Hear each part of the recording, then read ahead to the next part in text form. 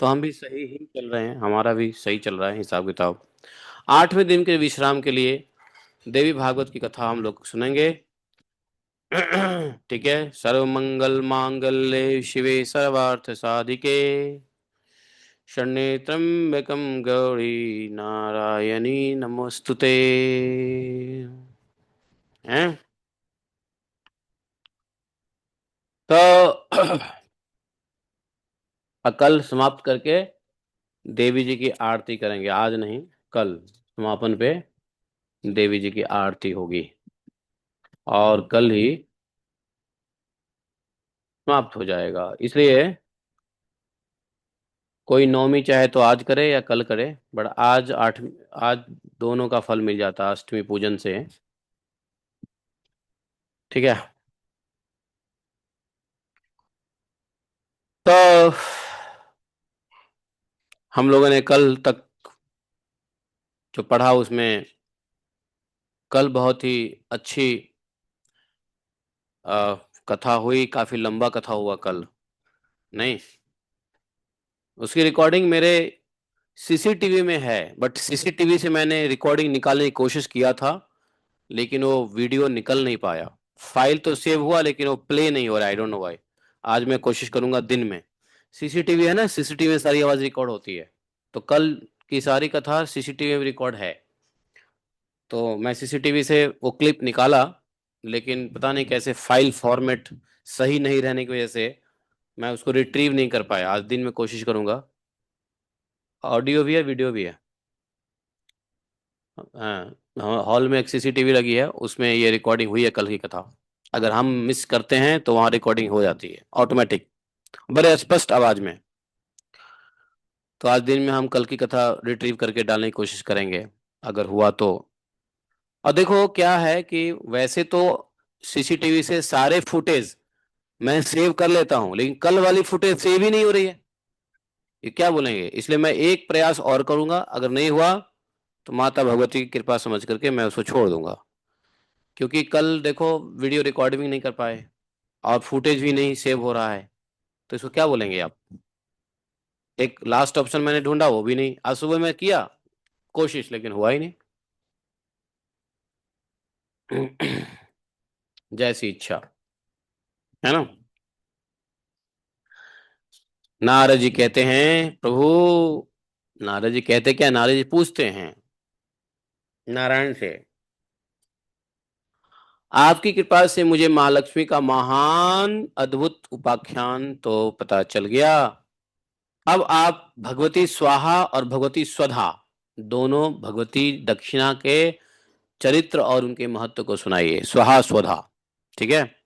आप जानते हो स्वाहा स्वधा। स्वाहा किसको मिला? देवताओं को। और स्वधा किसको मिला? पितरों को, है ना। जब पितरों को तर्पण देते हैं क्या बोलते हैं?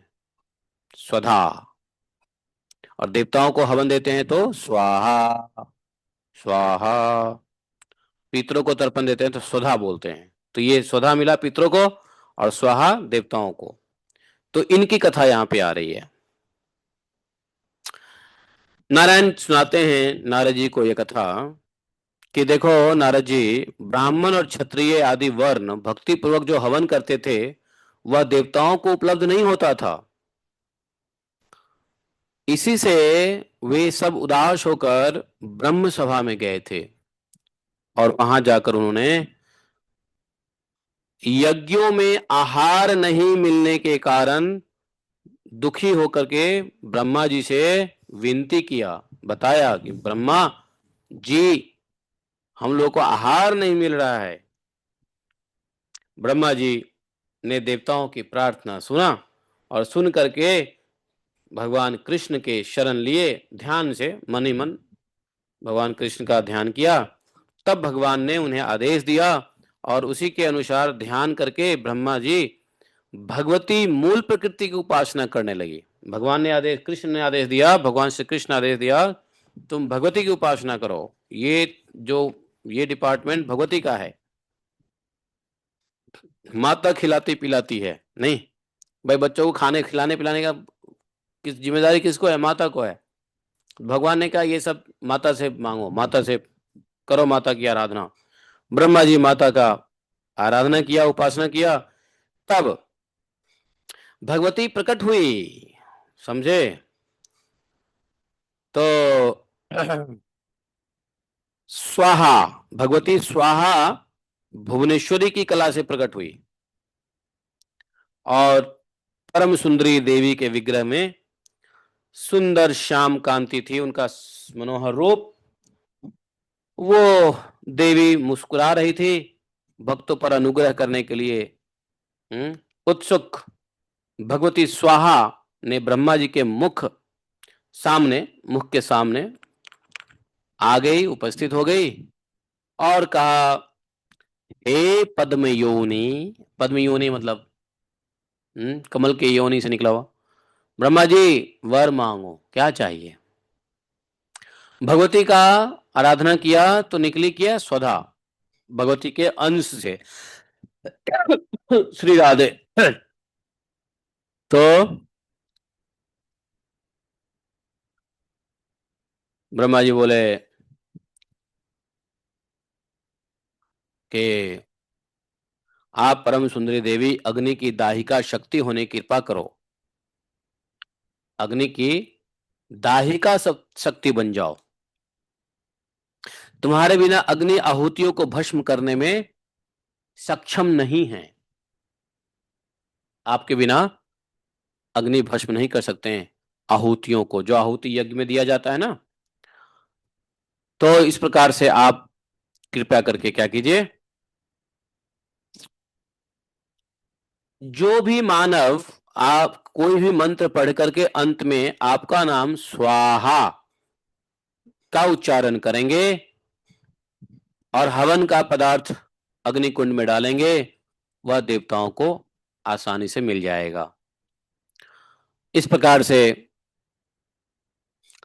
माता भगवती के अंश से अवतरित ये स्वाहा देवी किसकी पत्नी बन गई? अग्नि की पत्नी बन गई। अग्नि को गृह स्वामिनी माना।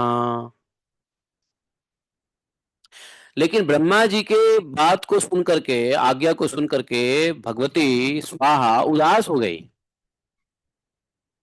उदास क्यों हुई मालूम है? बोली कि ब्रह्मा जी, मैं बहुत लंबे समय तक तपस्या करके भगवान कृष्ण की उपासना करूंगी और वे परम ब्रह्म भगवान श्री कृष्ण के अतिरिक्त जो कुछ भी हैं वह सब तो स्वप्न मात्र, केवल भ्रम ही है ना। ब्रह्मा जी से ऐसा कहकर स्वाहा भगवान श्री कृष्ण के तपस्या के उद्देश्य से वहां से चली गई। एक पैर पर खड़ी होकर उसने भगवान श्री कृष्ण का ध्यान करते हुए बहुतों वर्षों तक तपस्या किया। तब प्रकृति से परे निर्गुण ब्रह्म श्री कृष्ण के दर्शन स्वाहा माता को हुआ और भगवान श्री कृष्ण बोले, तुम 12 कल्प मेरी प्रिया बनोगी। 12 कल्प में तुम्हारा नाम नाग्नजीति होगा। नाग्नजीति, राजा नग्नजीत तुम्हारे पिता होंगे। इस समय तुम दाहिका शक्ति से संपन्न होकर अग्नि के प्रिय पत्नी बनो। ब्रह्मा जी ने जो कहा है वो करो। इस प्रकार देवी स्वाहा भगवान कृष्ण की बातों को सुनकर के अंतर ध्यान हो गए। भगवान कृष्ण चले गए। उसके बाद भगवान कृष्ण के आज्ञा के अनुसार डरते हुए अग्निदेव के यहाँ गए और सामवेद में कही हुई विधि से भगवती स्वाहा का ध्यान, हाँ, तो अग्नि,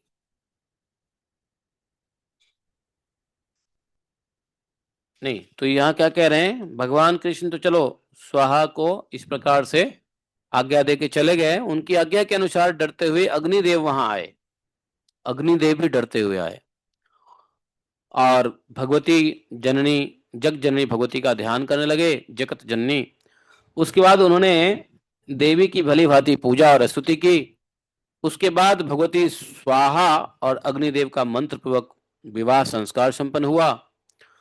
तब ऋषि मुनि ब्राह्मण क्षत्रिय आदि सब श्रेष्ठ वर्ण मंत्रों के अंत में स्वाहा उच्चारण करके अग्नि में हवन करने लगे और देवताओं को तब जाकर के अग्नि में दिए हुए हविष्य अन्न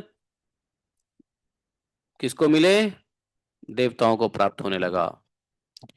मतलब स्वाहा के बिना अग्नि के अंदर शक्ति नहीं थी कि भविष्य को जला सके, और जब भविष्य जलेगी जभी तो देवताओं के पास जाएगा, जलेगा नहीं तो जाएगा कैसे? अरे जब हमारे किचन में भोजन पकेगा नहीं तो हम भोजन पेट में जाएगा कैसे? तो वही हाल हुआ, पकाने वाली स्वाहा बन गई।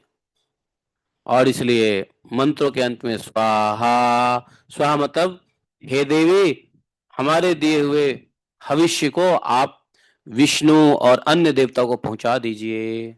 समझे? इसलिए स्वाहा बोलते हैं अंत में। तो देवताओं को भोजन पाने के लिए स्वाहा जी का अवतार हुआ, जो अग्नि की पत्नी बनी है। ठीक है?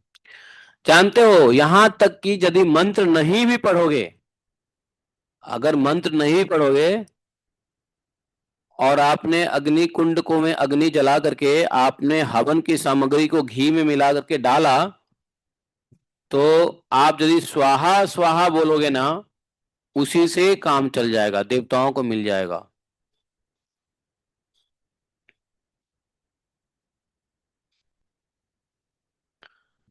जिस प्रकार विषहीन सर्व, वेदहीन ब्राह्मण, पति सेवा विहीन स्त्री, विद्याहीन पुरुष, फल एवं शाखाहीन वृक्ष निंदा के पात्र है, वैसे ही स्वाहा के बिना कोई मंत्र भी निंदा के पात्र है, निंदे है।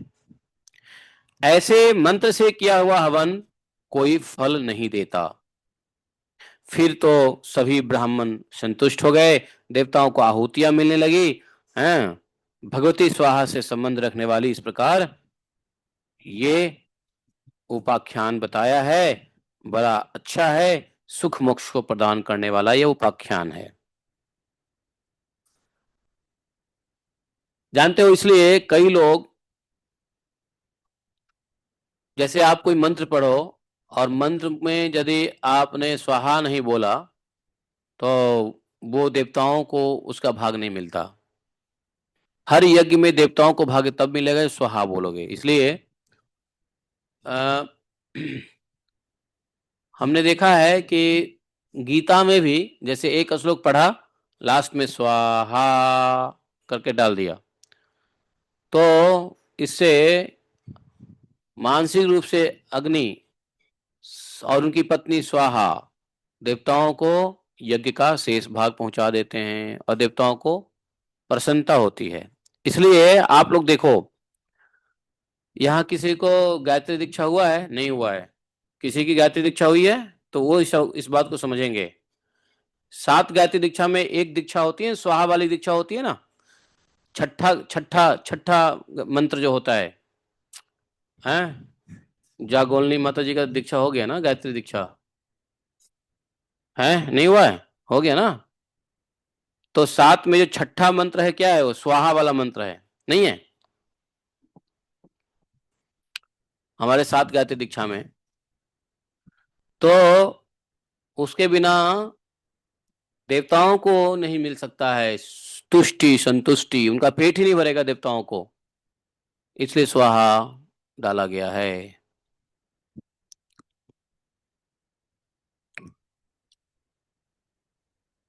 भगवान नारायण,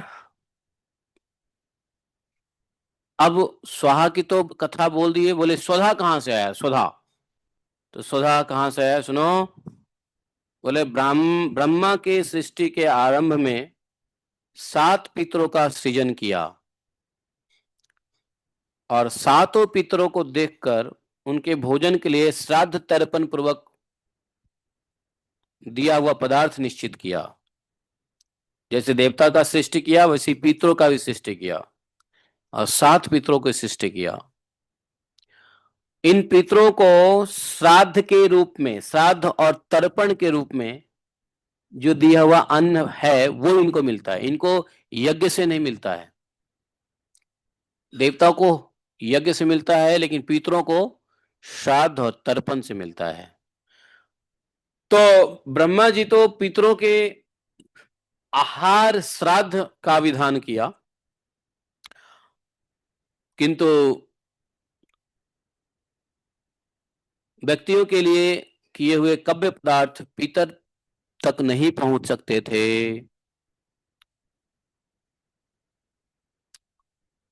है कि नहीं?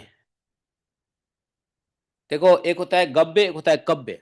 तो गव्य मिलता है देवताओं को और कव्य मिलता है पितरों को। तो कव्य पदार्थ हुआ हवन में डाले हुए पदार्थ, और गव्य पदार्थ हुआ हवन में डाले हुए पदार्थ। गव्य, गव्य बोलते हैं क्या? गव्य क्या होता है? हवन में हम कौन सी चीज डालते हैं? अरे गो, गो क्या बोलते हैं उसको? गाय, गोरस है। या पंचगव्य, गव्य बोलते हैं। गव्य मतलब गाय से उत्पन्न घी या गोबर, ये भी हम यूज करते हैं, तो उसको गव्य बोलते हैं। तो गव्य चाहिए होता है किसको? देवताओं को गव्य चाहिए होता है। पितरों क्या चाहिए? कव्य, कव्य पदार्थ पितरों को चाहिए होता है।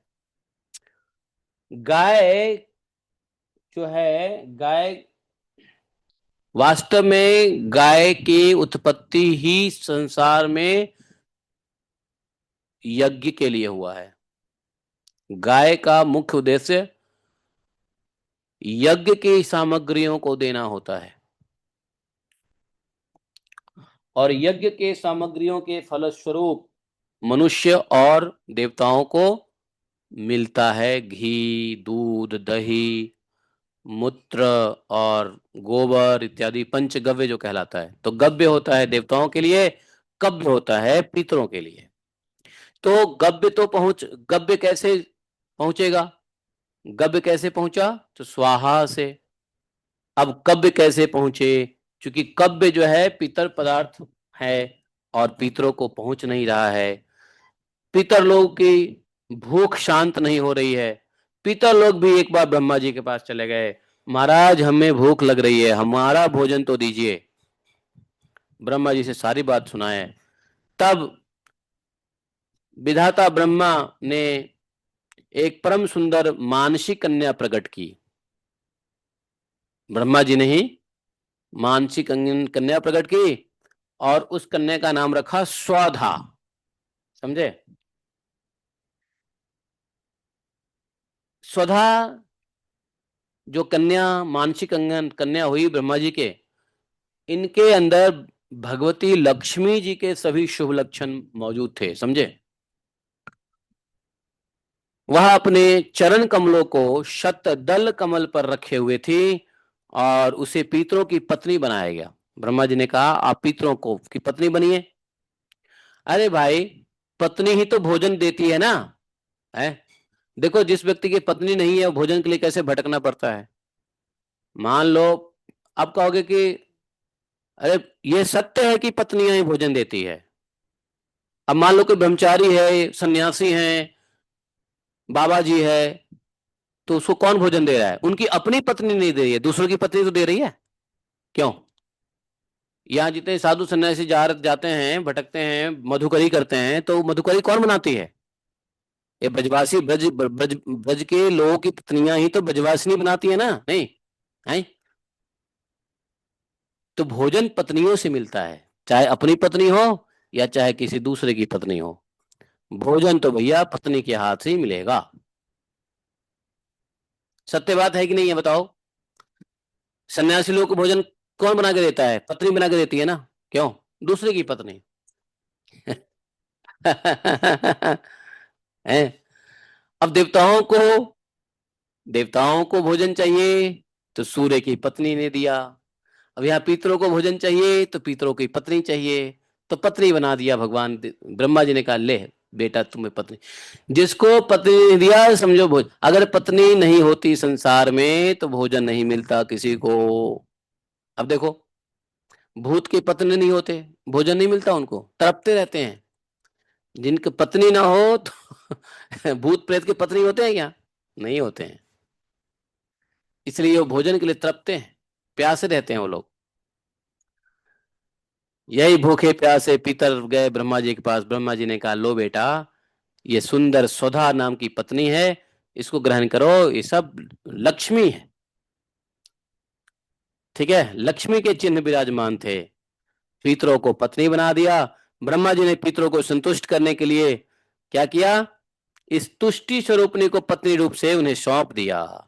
साथ ही अंत में स्वधा लगाकर मंत्र का उच्चारण करके पितरों के उद्देश्य से जो पदार्थ अर्पण करना चाहिए, यह गोपनीय बात भी ब्राह्मणों को बतला दी। तब से ब्राह्मण उसी क्रम से पितरों को कव्य पदार्थ प्रदान करने लगे, पितरों को कव्य पदार्थ प्रदान करने लगे। कव्य, गव्य नहीं कव्य। अब कव्य क्या होता है? कव्य का मतलब होता है कि अपने रसोई में पकाया हुआ। गव्य का मतलब होता है गो पदार्थ हवन में डाला हुआ। तो ये कव्य इधर ब्राह्मणों को बता दिया कि आप लोग जो है इस प्रकार से पितरों को अर्पित करिएगा। ठीक है, स्वधा मंत्र के अंत में क्या करना है, स्वधा बोलना है। इसलिए आप लोगों ने देखा होगा तर्पण में स्वधा शब्द का प्रयोग होता है। हुआ है कि नहीं हुआ है? तर्पण में जब हम नित्य कर्म करते हैं तर्पण का, तो उसमें स्वधा शब्द का प्रयोग होता है। आप लोगों ने इस बात को ध्यान नहीं दिया होगा, लेकिन ऐसा होता है। ठीक है, देखो जैसे अगर आपको देना हो अपने पीतर को, तो लिखा रहता है इदम सतिलम जलम तेभ्य स्वधा नमः। समझे? तेभ्य स्वधा नमः, तेभ्य स्वधा नमः। जैसे अगर आपको अपने पिता के लिए पितृ तर्पण करना है तो उसमें क्या लिखा रहता है, अस्मत् पिता अमुक शर्मा अमुक गोत्र उत्पन्नो वसु स्वरूपा तृप्यताम इदम तिलोदकम जलम तस्मै स्वधा नमः, तस्मै स्वधा नमः, तस्मै स्वधा नमः। 3 बार जल देते हैं ऐसे। तो तस्मै स्वधा नमः, तस्मै स्वधा नमः। अगर अगर अगर अगर तस्मै स्वधा नहीं बोले, स्वधा नमः नहीं बोले, तो उनको नहीं मिलेगा। भाई आप हमारे लिए कुछ, हमारे यहाँ कुछ बना के लाओगे भोजन, तो वो भोजन सीधा हमको दोगे या पहले पत्नी को लाके दोगे, ये बताओ, है ना? पहले कहीं से बाहर से भोजन आता है, प्रसाद आता है, पत्नी को दिया जाता है, लीजिए खिलाइए और खाइए, नहीं? तो इसलिए पत्नी का यहाँ बड़ा इंपॉर्टेंस है। खाने पीने की वस्तु पत्नी को दी जाती है ना? माता जी ये बनाया है, जरा आप प्रभु जी को दीजिएगा। इसलिए पितरों को जब तक उनके पत्नी का नाम नमः नहीं करेंगे, पत्नी को नमस्कार करके नहीं देंगे, तो पितरों तक नहीं पहुंचेगा। समझे? कुपित पत्नी भोजन नहीं दे सकती है, इसलिए पत्नी को स्वधा नमः करके दिया गया। ये कहानी नारायण नारद जी को स्वाहा और स्वधा के बारे में बता रहे हैं। अब भगवती स्वाहा स्वधा का परम मधुर उत्तम उपाख्यान तो सुन लिया। अब भगवती दक्षिणा का सुन लो। दक्षिणा कौन थी? तो प्राचीन काल की बात है, गोलोक में भगवान श्री कृष्ण की प्रेयसी की एक गोपी थी दक्षिणा। भगवान श्री कृष्ण की एक प्रेयसी गोपी थी गोलोक धाम में। उसका नाम गोलोक धाम में क्या था? सुशीला। वो राधा रानी की प्रधान सखियां थी। सौभाग्यवश एक समय राधा रानी ने सुशीला को कह दिया, आज से तुम गोलोक में नहीं आ सकोगी। उसके बाद भगवान कृष्ण वहां से अंतर्ध्यान हो गए। तब देव देवेश्वरी भगवती श्री राधा रास मंडल के मध्य रासेश्वर भगवान श्री कृष्ण को जोर जोर से पुकारने लगी, क्योंकि जैसे ही कहा कि तुम आज से यहां नहीं रहोगी, तो भगवान गायब हो गए। और राधा रानी खूब जोर से पुकारने लगी, परंतु भगवान दर्शन ही नहीं दिए, आए ही नहीं। अब राधा रानी का विरह बढ़ता गया, परेशान हो गई, श्याम सुंदर कहाँ है? राधा रानी के विरह का एक एक क्षण करोड़ों युग के समान प्रतीत होने लगा भगवान कृष्ण चंद्र के बिना। राधा रानी ने करुण प्रार्थना किया है, हे कृष्ण, हे श्याम सुंदर, हे मेरे प्राणनाथ, मैं आपके प्रति प्राणों से भी बढ़कर प्रेम करते हूं, आप शीघ्र यहाँ पधारने की कृपा कीजिए। बहुत बहुत अनुनय विनय किया, रोई धोई, तो भगवान कृष्ण फिर से प्रकट हुए। राधा रानी के हृदय को शांत मिल हुआ और श्री राधा की सहचरी सुशीला नाम की जो गोपी थी, जिसे राधा ने गोलोक से गिरा दिया था, बोला था तुम गोलोक से चली जाओ, वहां से चलकर देवी दक्षिणा के नाम से पृथ्वी प्रकट हुई और बहुत समय तक तपस्या करके भगवती लक्ष्मी के विग्रह में उसने स्थान प्राप्त किया। इस प्रकार यज्ञ पुरुष दक्षिणा तथा फलदाता पुत्र को प्राप्त करके सबको कर्मों का फल प्रदान करने लगे।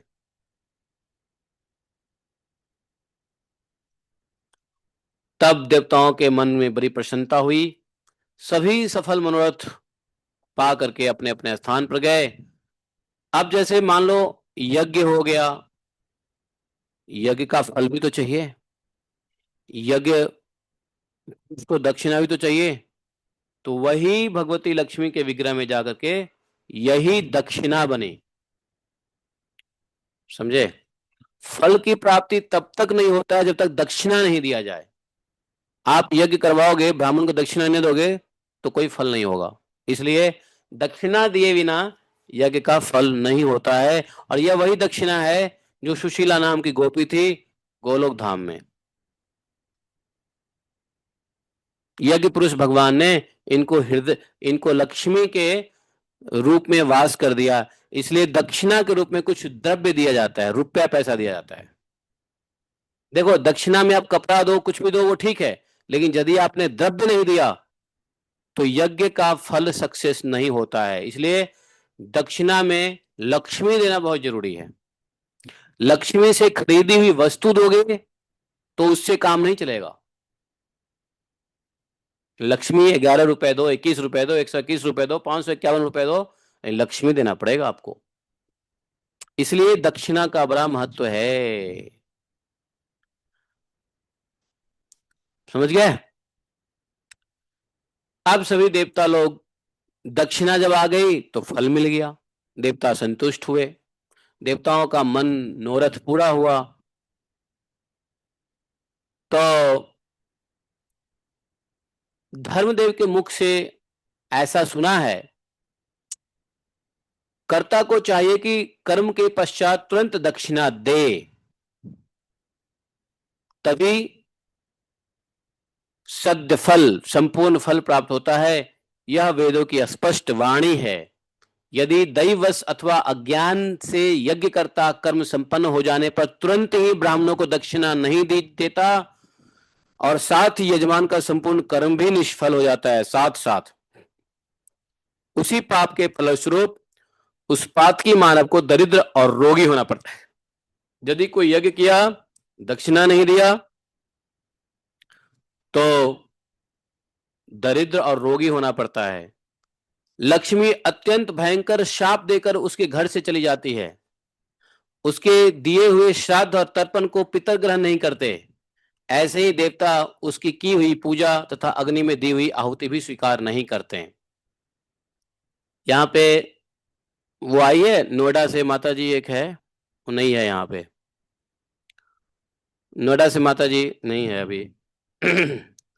उसने क्या किया, अभी भागवतम कथा हुआ था ना पीछे पितृ पक्ष में, हाँ वो है, नहीं नहीं, स्नेह माता नहीं, एक हमारी दूसरी माता जी है, उसका, वो हमारी गुरु बहन है, बहुत पुरानी गुरु बहन है, उसका नाम है, क्या नाम है, जनानी, जननी, जयश्री जननी माता।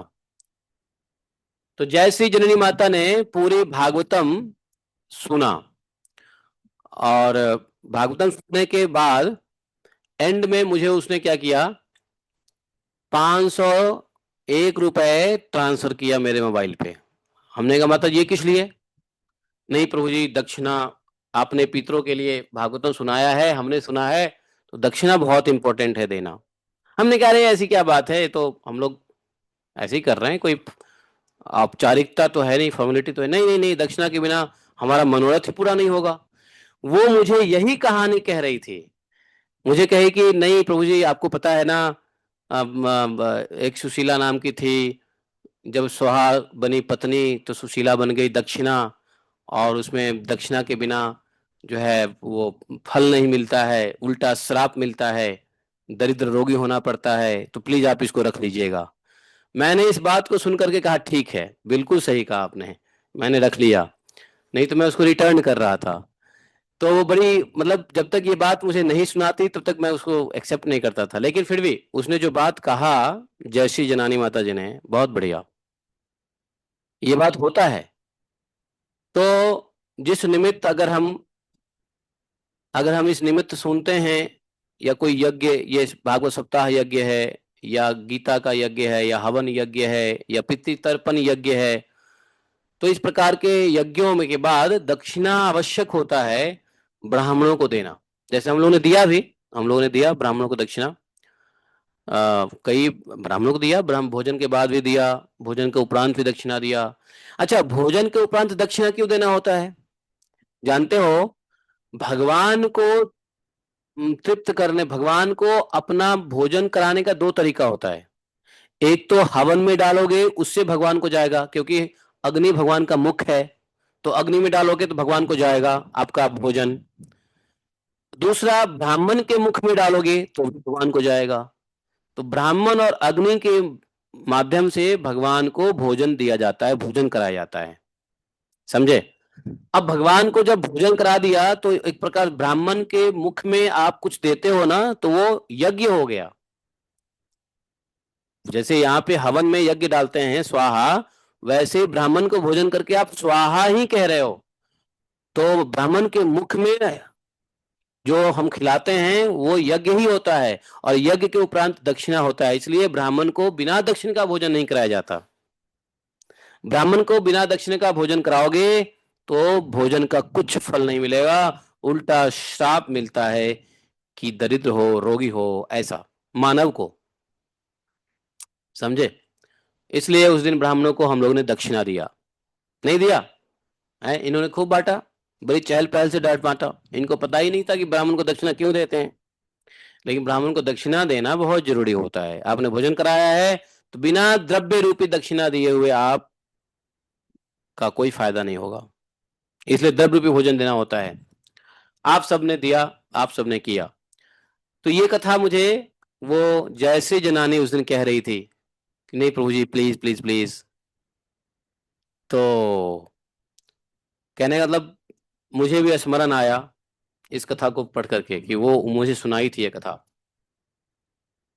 अब देवी षष्ठी की कथा आती है। नारद जी पूछती हैं, नारद जी पूछते हैं कि देवी षष्ठी, मंगल चंडिका और देवी मनसा आदि जो है मूल प्रकृति हैं, वो देवी मूल प्रकृति की कला मानी जाती हैं। चंडी देवी, मनसा देवी, षष्ठी देवी, है ना, ये सब मूल प्रकृति की कला मानी गई है। बोले कि इसका प्रकट कैसे हुआ ये बताइए। नारायण स्वयं बताते हैं कि देखो, मूल प्रकृति के छठे अंश में प्रकट होने के कारण षष्ठी देवी कहलाती है। षष्ठी, छठा अंश मूल प्रकृति का षष्ठी देवी है। बालकों की ये अधिष्ठात्री देवी है। बालक, इन्हें विष्णु की माया और बालदा भी कहा जाता है। जानते हो, जिसको बालक नहीं होता है ना, वो षष्ठी देवी की पूजा करते हैं, मालूम आपको? षष्ठी देवी से प्रार्थना करते हैं बालक उत्पन्न होने के लिए। आप लोगों को पता है, नहीं पता है? षष्ठी, और षष्ठी को ही छठी करके बोल दिया, छठी मैया। एक्चुअली षष्ठी है, छठी नहीं है, समझे? छठ पूजा कहते हैं ना, वो छठ पूजा के लिए षष्ठ पूजा है वो। ये षष्ठी देवी है जिसको छठ पूजा के नाम से बिहार में बोलते हैं लोग, समझे? ये मूल प्रकृति जो है उनका छठा हिस्सा है, इसलिए षष्ठी देवी कहलाती है। बालकों की अधिष्ठात्री देवी है, विष्णु की माया और बालदा भी कहा जाता है। मृतिकाओं की देव सेना नाम से ये प्रसिद्ध है, और उत्तम व्रत का पालन करने वाले इन साध्वी देवी को स्वामी कार्तिकेय की पत्नी होने का सौभाग्य प्राप्त है। ये षष्ठी कार्तिकेय की पत्नी हैं। प्रियव्रत नाम का एक राजा हो चुके हैं। उनके पिता का नाम क्या था? मनु, स्वयंभू मनु नहीं, स्वयंभू मनु के दो पुत्र थे, प्रियव्रत और उत्तानपाद। तो प्रियव्रत जो स्वयंभू मनु के पुत्र थे, कश्यप ने उनसे यही पुत्रेष्टि यज्ञ कराया। राजा की प्रेयसी भार्या नाम का, उनका नाम क्या था? प्रियव्रत की पत्नी का नाम क्या था, मालूम है ना? नहीं मालूम? भागवत में नहीं पढ़ा? अरे मालिनी देवी, मालिनी देवी उनका पत्नी का नाम था। मुनि ने उनको क्या दिया? चरु, नहीं, चरु दिया। और चरु भक्षण करने के पश्चात मालिनी गर्भवती हुई और उसके बाद एक कुमार उत्पन्न हुआ। नहीं, राजा प्रियव्रत उस मृत बालक को तो जो जो उत्पन्न हुआ वो मरा हुआ था। मालिनी देवी के गर्भ से जो बच्चा निकला वो मरा हुआ था। अब राजा प्रियव्रत उस मृत बालक को लेकर के शमशान में गए। वहां एक दिव्य विमान दिखाई पड़ा। उसी पर बैठी हुई मन को मुग्ध करने वाली परम सुंदरी देवी को राजा प्रियव्रत ने देखा। उन्हें सामने विराजमान देखकर राजा ने बालक को भूमि पर रख दिया और आदर से उस देवी की पूजा की। वो देवी कौन थी? यही षष्ठी देवी थी। उस समय स्कंद की प्रिया देवी षष्ठी ने अपने तेज से चमक रही थी, देदीप्यमान थी। जगत को मंगल प्रदान करने में प्रवीण तथा देवताओं को रण में सहायता पहुंचाने वाली वे भगवती देवी सेना थी, देवसेना। देवी षष्ठी ने उस बालक को जीवन दान दिया, उठा दिया और महान ज्ञान के प्रभाव से खेल खेल में उसको जीवित कर दिया। अब राजा ने देखा तो सुवर्ण के समान प्रतिभा वाला यह बालक की ओर देख ही रहे थे कि देवी देवसेना और उनके अनुमति से सब के सब तैयार हो गए, अंतर्ध्यान हो गए। देवी ने कहा उनको, ए स्वयं मनु, तुम मनु के पुत्र हो। हाँ, देवी ने कहा प्रियव्रत से कि तुम मनु के पुत्र हो, तीनों लोक में तुम्हारा शासन चलता है, तुम सर्वत्र मेरी पूजा कराओ, मैं और स्वयं भी करो, तब मैं तुम्हें कमल के समान मुख वाला मनोहर पुत्र प्रदान करूंगी। और पुत्र हुआ भी। प्रियव्रत का पुत्र हुआ कौन? सुव्रत। राजा प्रियव्रत ने पूजा की, सभी बातें स्वीकार कर ली जैसे देवी ने कहा। अच्छा, पहले राजाओं को या ब्राह्मणों को देवियां दर्शन भी देती हैं कि आप मेरी पूजा करें। इसलिए गांव में एक देवी होती है। आप लोगों को पता नहीं है शायद, लेकिन गांव में, शहर वालों को क्या पता होगा, गांव में एक देवी होती है, गांव की अधिष्ठात्री देवी होती है। हर गांव में होता है। हाँ, जिस वहां की कुल देवियां होती है, जो देवी वहां के लोगों को रक्षा करती है, जो देवी वहां के लोगों के लिए, ये सब अंश हैं मूल प्रकृति के। वो देवी गांव के लोगों के, ब्राह्मणों के घर में या किसी के जो भी हो, राजा या जो भी हो, जो जो जो इन्फ्लुएंशियल लोग हैं, उनको दर्शन देके वो कहती है कि मेरी पूजा करो, मेरी ऐसे पूजा करो। कभी कभी तो देवियां दर्शन देकर के मांगती भी है, मुझे ये बलि दो, मुझे ये दो, मुझे वो दो, और लोग देते हैं। ये सब कोई कॉन्कॉक्टेड नहीं है। देवियां दर्शन देकर के अपनी पूजा, क्योंकि वो रेसिप्रोकेशन चाहती है बदले में। तो इसलिए कुल देवियों की पूजा जो है, उससे बालकों का रक्षा होता है। ये कुल देवियां हर जगह ये षष्ठी के ही अंश से होती हैं। अब लोग कुल देवी को मानते नहीं हैं, है ना, कुल देवी को जानते भी नहीं हैं, लेकिन कुल देवी का नाम भी नहीं मालूम, तो एक बार स्मरण करके उसको नमस्कार करना, हे कुल देवी माफ करना, मैंने आधुनिकता के चक्कर में आपको भूल गया, आप हमारे बालकों को रक्षा करें, हैं? जो भी है, स्मरण मात्र से कुल देवी प्रसन्न हो जाएगी। तो इस प्रकार से राजा प्रियव्रत ने देवी की पूजा पाठ मंगल कार्य आरंभ करवाया। उसी दिन से, तब से, ये प्रियव्रत के समय से ही प्रत्येक महीना में शुक्ल पक्ष की षष्ठी तिथि के अवसर पर भगवती षष्ठी का महोत्सव मनाया जाने लगा। जानते हो, हर महीने के शुक्ल पक्ष की षष्ठी में षष्ठी पूजा होती है। और इस प्रकार से बालकों के प्रसव गृह में छठे दिन बालक जन्म लेता है। तो छठी क्यों मनाते हैं बताओ? इसलिए मनाते हैं, जो छठी पूजा होती है यही षष्ठी पूजा होती है, बालक के छठे दिन। आप लोग नहीं पता? ये भी नहीं पता बालक के छठे दिन है? माई से मांगा था भगवान को, तो वो छठी फिर पूजा करी थी उन्होंने। हाँ, तो इसलिए छठी पूजा तो भगवान की भी हुई है और सबकी छठी पूजा होती है। जो बालक जन्म लेता है, चाहे कन्या हो चाहे बालक हो बालिका हो, सब छठी पूजा मनाते हैं। ये छठी इसी षष्ठी माता की मनाई जाती है, समझे?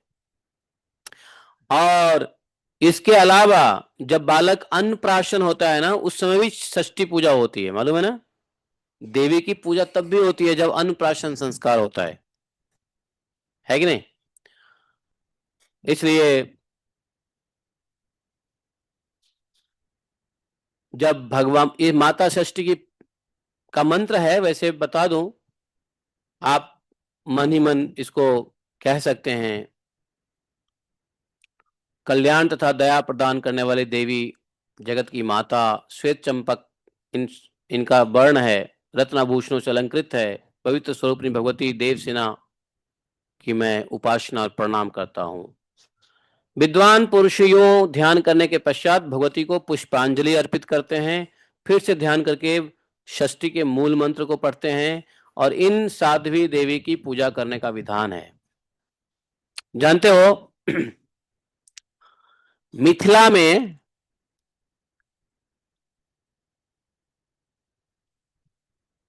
राजा जनक को कोई पुत्र प्राप्त नहीं हो रहा था, समझे? तो राजा जनक को भी षष्ठी पूजा करने का आदेश मिला कि षष्ठी, भगवती षष्ठी पूजा करो, भगवती की षष्ठी पूजा करो। और यह राजा जनक जी ने जब ये छठी माई की पूजा की तो सीता देवी प्रकट भई, सीता देवी प्रकट हुई, समझे? तब से मिथिला के लोग छठी पूजा करने लगे संतान उत्पत्ति के लिए, सुंदर संतान उत्पत्ति कर होने के लिए। तब से बिहार में और मिथिला में छठी पूजा इसलिए फेमस हुआ। छठी माई कहते हैं, छठी माई नहीं, ये वहां छठी माई, वैसे सूर्य को, सूर्यास्त सूर्य उदय के समय करते हैं, सूर्य को दिखाते हैं, सूर्य को अर्घ देते हैं, वो तो ठीक है, नारायण को मिलता ही है। लेकिन एक्चुअली छठी माई जो कहते हैं वो यही छठी माई भगवती है, जो बच्चों को, बालकों को, संतानों को, संततियों को उत्पन्न करती हैं और उनके वंश को बराबर चलाती है, सुरक्षा करती है। तो इवन कि महाराज जनक को भी पुत्र नहीं हुआ था, तो छठी माई की पूजा की। तब से बिहार प्रांत में और बिहार के आसपास छठी माता की पूजा शुरू हुआ। समझे कि नहीं समझे? इनका एक मूल मंत्र भी है, ओम ह्रीम षष्ठी देव्यै स्वाहा। ऐसा करके क्या करना चाहिए? उनको हविष्य देना चाहिए और इस मंत्र का जप भी करना चाहिए। महाराज प्रियव्रत ने षष्ठी देवी के प्रभाव से यशस्वी पुत्र प्राप्त कर लिया। वही, और जो पुरुष भगवती षष्ठी की स्तोत्र को 1 वर्ष तक श्रवण करता है, वह यदि अपुत्र हो तो दीर्घजीवी पुत्र प्राप्त कर लेता है। जो 1 वर्ष तक भक्ति पूर्वक देवी की पूजा करके इनका स्तोत्र सुनता है, उसके संपूर्ण पाप विलीन हो जाते हैं। महान बंध्या भी इस प्रसाद से संतान प्रसव की योग्यता प्राप्त कर लेती है। यदि बालक को रोग हो जाए तो उसे माता पिता 1 मास तक स्तोत्र का श्रवण कराएं, तो षष्ठी देवी की कृपा से उस बालक को व्याधि शांत हो जाती है। जानते हो, आप लोगों में से पता नहीं बिहार से कौन हो, लेकिन बिहार में जब किसी को कोढ़ होता था, कोढ़ समझते हो, कोढ़, लेप्रोसी और समथिंग बोलते हैं ना, तो छठी की पूजा, छठी माता को माना जाता था कि इसका कोढ़ सही हो जाए तो हम 15 साल तक, 12 साल तक आपकी पूजा करेंगे। और ऐसा होता था कि ठीक हो जाता था वो, 12 साल 15 साल के बाद कोढ़ ठीक ही हो जाता था।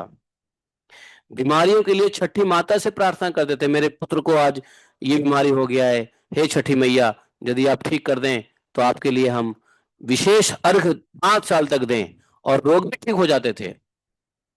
सुनो आपको बताऊं, अमेरिका से एक, पता नहीं कोई, अमेरिका में एक महिला थी, उसको किसने कह दिया कि उसको पुत्र उत्पन्न नहीं हो रहा था, और पुत्र उत्पन्न नहीं हो रहा था तो उसको किसी ने वहां कह दिया कि ऐसा ऐसा, इंडिया के बिहार में जाकर जाओ, मिथिला एरिया में जाओ, वहां एक छठ की पूजा होती है, छठ पूजा करो तुम्हें पुत्र उत्पन्न होगा। जानते हो वो महिला अमेरिका से चल के बिहार आई। यूट्यूब पे देखो उस महिला का, वो बिहारी भाषा बोलने लगी, वो सीख लिया बिहारी भाषा बिहारी हिंदी, जो जो हिंदी बिहार की हिंदी होती है वो सीख भी लिया। अब वो अमेरिका गई ही नहीं है, यहीं पे रहने लगी वो, और पूरा ठेठ बिहारी बोलती है वो। एक बार यूट्यूब में मैंने उसको सुना था, है। और पुत्र प्राप्ति के लिए यहाँ आई और छठी माता की पूजा की, और वाकई में उसको पुत्र प्राप्त हुआ। ये अभी की बात बता रहा हूँ ये छठी मैया देवी भगवती के अंश रूप से ये वही है। तो ये देवियां भी कौन से शक्ति के रूप में है? ये गोपी हैं, ये सब के सब भगवान गोलोकधाम में ही गोपी हैं जो देवी बनकर के यहाँ पे आई हुई हैं। ये भगवान की लीला है, समझे। राधा रानी की ही कृपा है। राधा रानी किसी को दिया तू जा पृथ्वी पे, तो ये आ गई दक्षिणा बन के, तू जा पृथ्वी पे आ गई षष्ठी बन के तू जा पृथ्वी पे आ गई स्वाहा बन के। तो राधा रानी भेजती हैं अपने अपने सखियों को, जा ये काम करके आ, सेवा देती है राधा रानी, क्योंकि सभी सखियां राधा की सेवा में है। और जो सखियों में जो 8 सखी हैं वो राधा कृष्ण के मुख्य सेवा में है। बाकी अनंत सखियां हैं जिसको राधा रानी भेजती रहती हैं, जाओ ये काम करके आओ, ऐसा करके आओ, ऐसा करके आओ। जब ब्रह्मा जी को आवश्यकता होता है, कृष्ण को ध्यान करते हैं, भगवान भगवान कहते हैं नहीं तू राधा रानी का ध्यान कर, जब राधा रानी का ध्यान करते हैं तो भगवती माता आती है। तो ये सब सखियां हैं एक्चुअली, किसी न किसी रूप में वो वहां पे थी, समझे। तो ये षष्ठी देवी का, अब देखो छठ के बारे में, षष्ठी के बारे में बिहार वालों को भी इतना पता नहीं होगा कि ये छठी मैया और कोई नहीं है, ये स्वयं सुशीला नाम की गोपी थी, समझे, जिसको राधा रानी ने भेजा यहाँ पे। तो उसके भेजा तो, लेकिन उसके छठे अंश से छठी माता आई इसलिए षष्ठी कहलाई, लेकिन बाकी के अंश क्या है? बाकी के अंश चंडी कहलाई, मनसा कहलाई, है कि नहीं? ये सब, इस सब की कथा आती है, चंडी देवी, मनसा देवी, और पता नहीं कौन कौन सी देवी। तो ठहरो, चंडी देवी का भी वर्णन बताया है। विंध्या देवी, नहीं, नारद जी को कहते हैं नारायण कि अब भगवती मंगल चंडी का उपाख्यान सुनो, बड़ी कल्याणप्रद है। मंगल चंडी, ये चंडी मंगलों के मध्य में जो मंगला है वे देवी मंगल चंडी के नाम से विख्यात है। जो मूल प्रकृति भगवती जगदीश्वरी दुर्गा कहलाती है, मूल प्रकृति भगवती जगदीश्वरी दुर्गा, दुर्गा क्या है? मूल प्रकृति है। उन्हीं का यह रूपांतर भेद है, दुर्गा का ही रूपांतर भेद है, चंडी, महाकाली, महासरस्वती, महालेश। सर्वप्रथम भगवान शंकर ने इन सर्वश्रेष्ठ रूपा देवी का आराधना किया। त्रिपुर नामक दैत्य के भयंकर वध के समय का प्रसंग है। भगवान शंकर बड़े संकट में पड़ गए। दैत्य ने क्रोध में आकर उनके वाहन विमान को आकाश से नीचे गिरा दिया था। तब ब्रह्मा और विष्णु ने उन्हें प्रेरणा दिया। उन महानुभावों का उपदेश मानकर शंकर जी ने भगवती दुर्गा की स्तुति की। वे भी देवी मंगलचंडी ही थी, केवल रूप बदल लिया था। स्तुति करने पर वे देवी भगवान शंकर के सामने प्रकट भई, बोली, प्रभु तुमको भय नहीं करना चाहिए, स्वयं सर्वेश भगवान हरि ही वृषभ का रूप धारण करके तुम्हारे सामने उपस्थित होंगे। मैं युद्ध शक्ति स्वरूपा बनकर तुम्हारे साथ दूंगी। फिर तुम उन दानव को मार डालोगे। युद्ध की शक्ति भी भगवती ही है। उन्होंने मूल मंत्र का उच्चारण करके ही भगवती को सभी द्रव्य अर्पण किए। मंत्र क्या था? ओम ह्रीं श्रीं क्लीं सर्वपूज्यै देवी मंगल चंडिके हुम हुम फट् स्वाहा। अभी आपने देखा होगा, हम जब दुर्गा सप्तशती, ये जब हम पाठ पढ़ते हैं, लास्ट में हम पढ़ते हैं ना एक सिद्ध कुंज का स्तोत्र, नहीं पढ़ते हैं, ध्यान नहीं दिया। उसमें आपने देखा होगा, धांग धुंग धुन धुर्धटे पत्नी वांग वाग्देश्वरी क्रांक्रुंग कालिका देवी शांग शुभम क्रो हुंग हुंग का रूपने जम जम जम नादनी भ्राम भ्रम भैरवी देवी भांति ते नमो नमः अंग कंग चंग टंग तंग पंग यंग शंग विंग दुंग एंग विंग हंग छंग। इसमें सभी, यहां तक कि पाम पिंग पुम पार्वती खांग खंग खेचरी शाम सुंग सप्तशती, सभी देवियों का आवाहन हो जाता है, उनके बीज मंत्र है सब में, समझे? तो इस प्रकार से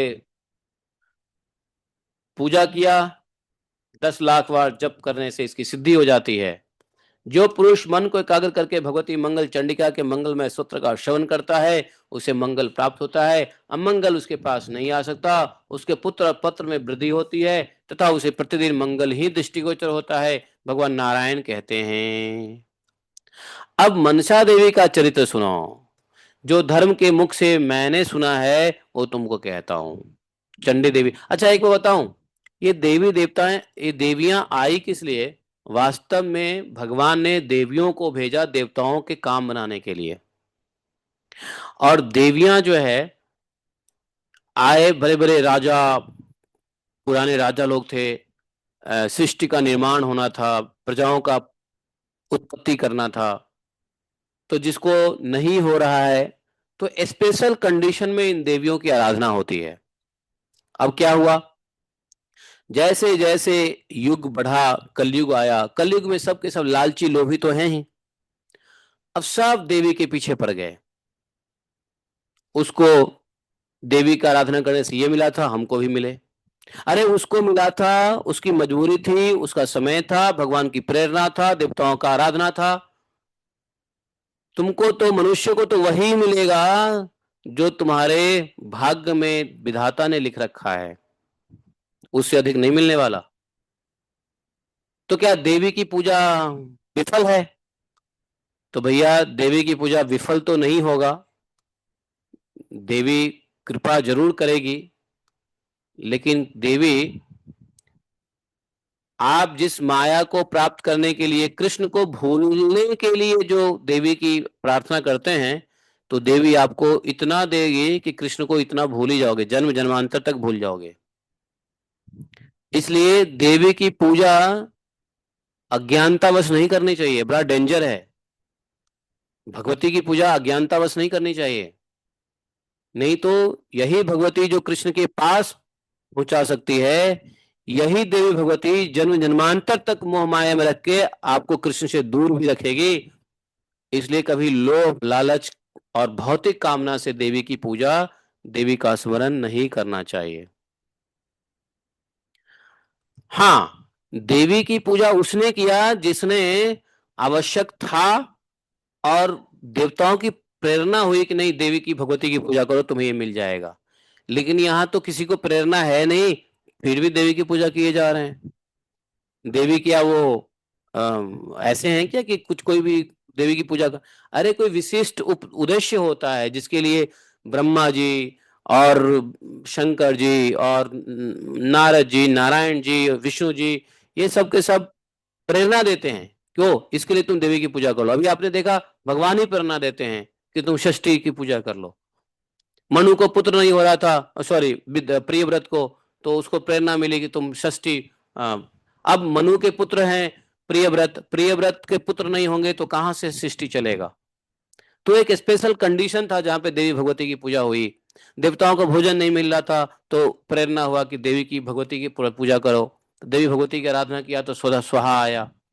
इस प्रकार से ये एक प्रेरणा थी, पर्टिकुलर भगवत कार्य को करने के लिए देवी की पूजा होती थी। लोगों ने क्या किया कलयुग में, अपने स्वार्थ की सिद्धि के लिए देवियों की पूजा करने लगी। और स्वार्थ क्या है? माया है। तो इसलिए मायावश देवी की पूजा करने से वही माया इतना दूर कर देते हैं भगवान के भजन भक्ति से कि आप जन्म जन्मांतर तक परे रहोगे, लेकिन कृष्ण की भक्ति प्राप्त नहीं होगी। समझे? तो अगर देवी की आराधना करें भी तो इसी प्रार्थना से करें कि हमें अपने कर्म के फल संस्कार के मुताबिक हमें जो कुछ भी मिला है वो तो ठीक है, लेकिन हमें आप इतना हेल्प करो कि अपनी माया की पर्दा हटा दो, निद्रा हटा दो। या देवी सर्वभूतेषु निद्रा रूपेण संस्थिता, जो आपने निद्रा दे दी है ना जीवों को, ये निद्रा हटा लो। जब ही निद्रा को हटाएंगे तो परमपिता परमात्मा कृष्ण को देख पाएंगे। समझे? माता जब तक सीक्रेट नहीं रिवील करेगी कि तुम्हारा पिता कौन है, कैसे पहचानोगे पिता? कर्ण कभी पहचान पाया कि उसके माता पिता कौन है जब तक कुंती ने नहीं बताई? कुंती ने पर्दा डाला हुआ है कर्ण के ऊपर, अज्ञान का पर्दा।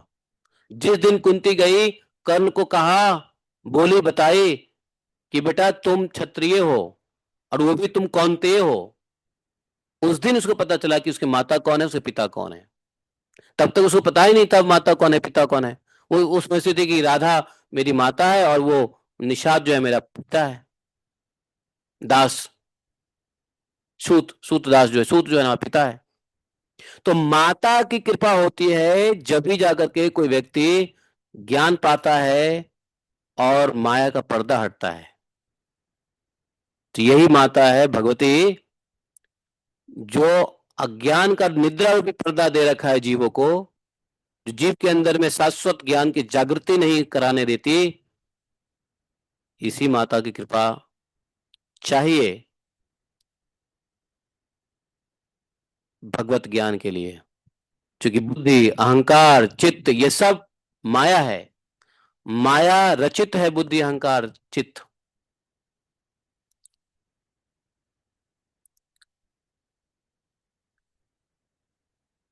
जो सब जीव को निद्रित कर देती है। तो देखा लोग बाग कितने स्वार्थी हो गए, और देवी से हर चीज के लिए देवी से। आज पूरे भारतवर्ष में कितने देवियां हैं? आप रुको, बताएंगे आपको कितने सिद्ध पीठ हैं। हर जगह देवी की उपासना हो रही है, देवियों का सब कुछ हो रहा है, वो ठीक है। लेकिन उसके अंदर में भाई जिस कर्म को भोग करके तुम कर्म कर रहे हो, फिर से तुम देवी से मांग रहे हो कर्म भोग, क्या फायदा है उसका? नहीं।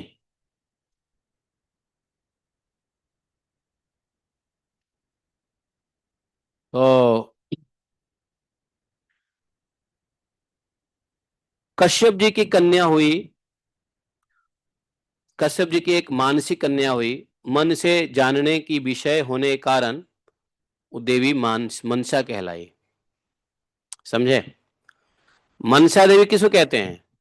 ये कश्यप जी की मन से उत्पन्न हुई कन्या बेटी, और मन से पैदा हुई, इसलिए उसका नाम मनसा देवी रखा गया। पूरे जगत में मनसा देवी के नाम से विख्यात है। आपको पता है मनसा देवी कहाँ है? हरिद्वार में। और कहीं है मनसा देवी? हरिद्वार में, चंडीगढ़ में भी है। हाँ, लेकिन हम तो हरिद्वार में पहाड़ के ऊपर देखे थे मनसा देवी की मंदिर। चंडी देवी मनसा देवी दोनों एक्चुअली हरिद्वार में वास करती हैं। इन वैष्णवी देवी ने 3 युगों तक पर ब्रह्म भगवान श्री कृष्ण की तपस्या की, मनसा देवी ने। और उन परमेश्वर ने इनके वस्त्र और शरीर को जीर्ण देखकर इनका नाम क्या रखा था मालूम है? अब तपस्या करते करते इनके वस्त्र पुराने हो गए, तो इसलिए इनका नाम पड़ा जरत्कारु। साथ ही उस कृपा निधि की कृपा पूर्वक इनकी अन्य भी अभिलाषाएं पूरी की। अच्छा, इन सभी देवियों ने भी तपस्या की, तो किसकी? देवी किसकी तपस्या करती है बताओ? देवता तो देवी की तपस्या करते हैं, देवी किसकी तपस्या करती हैं? कृष्ण की। क्यों? सभी देवियां आई कहां से हैं? राधा रानी के अंश से आई है, राधा रानी की सखियां हैं, राधा रानी की सेवा में थी सबके सब। तो किसकी पूजा कर रही हैं? कृष्ण की। समझे? तो माया बस देवी के पुजारी को कृष्ण की इंपॉर्टेंस पता नहीं है इसलिए, लेकिन अगर वो पढ़ें सही से समझें तो सभी देवियां कृष्ण की ही उपासना करती थी। अब जिसको कृष्ण की प्राप्ति करनी हो तो कृष्ण की उपासना करे कैसे? कोई आदमी खुद का सिग्नेचर अपने सर्टिफिकेट में थोड़ी ना करेगा। इसलिए गोपियों ने कात्यायनी की उपासना की। क्यों? कात्यायनी कृष्ण की उपासना करते हैं, तो कृष्ण को पाने के लिए कृष्ण की उपासना नहीं किया जा सकता, तो इसलिए कात्यायनी की उपासना किया। और कात्यायनी करती है कृष्ण की उपासना, तो कृष्ण, कात्यायनी के हृदय में क्या है? गोपियों का आप इच्छा पूर्ति करो। गोपियों के हृदय में क्या है? हे कात्यायनी माता, हमारी इच्छा पूर्ति करो। अब कृष्ण गोपियों की इच्छा पूर्ति करते हैं, उससे कात्यायनी माता की भी इच्छा पूर्ति होती है और गोपियों को भी उसकी इच्छा पूर्ति होती है। नहीं?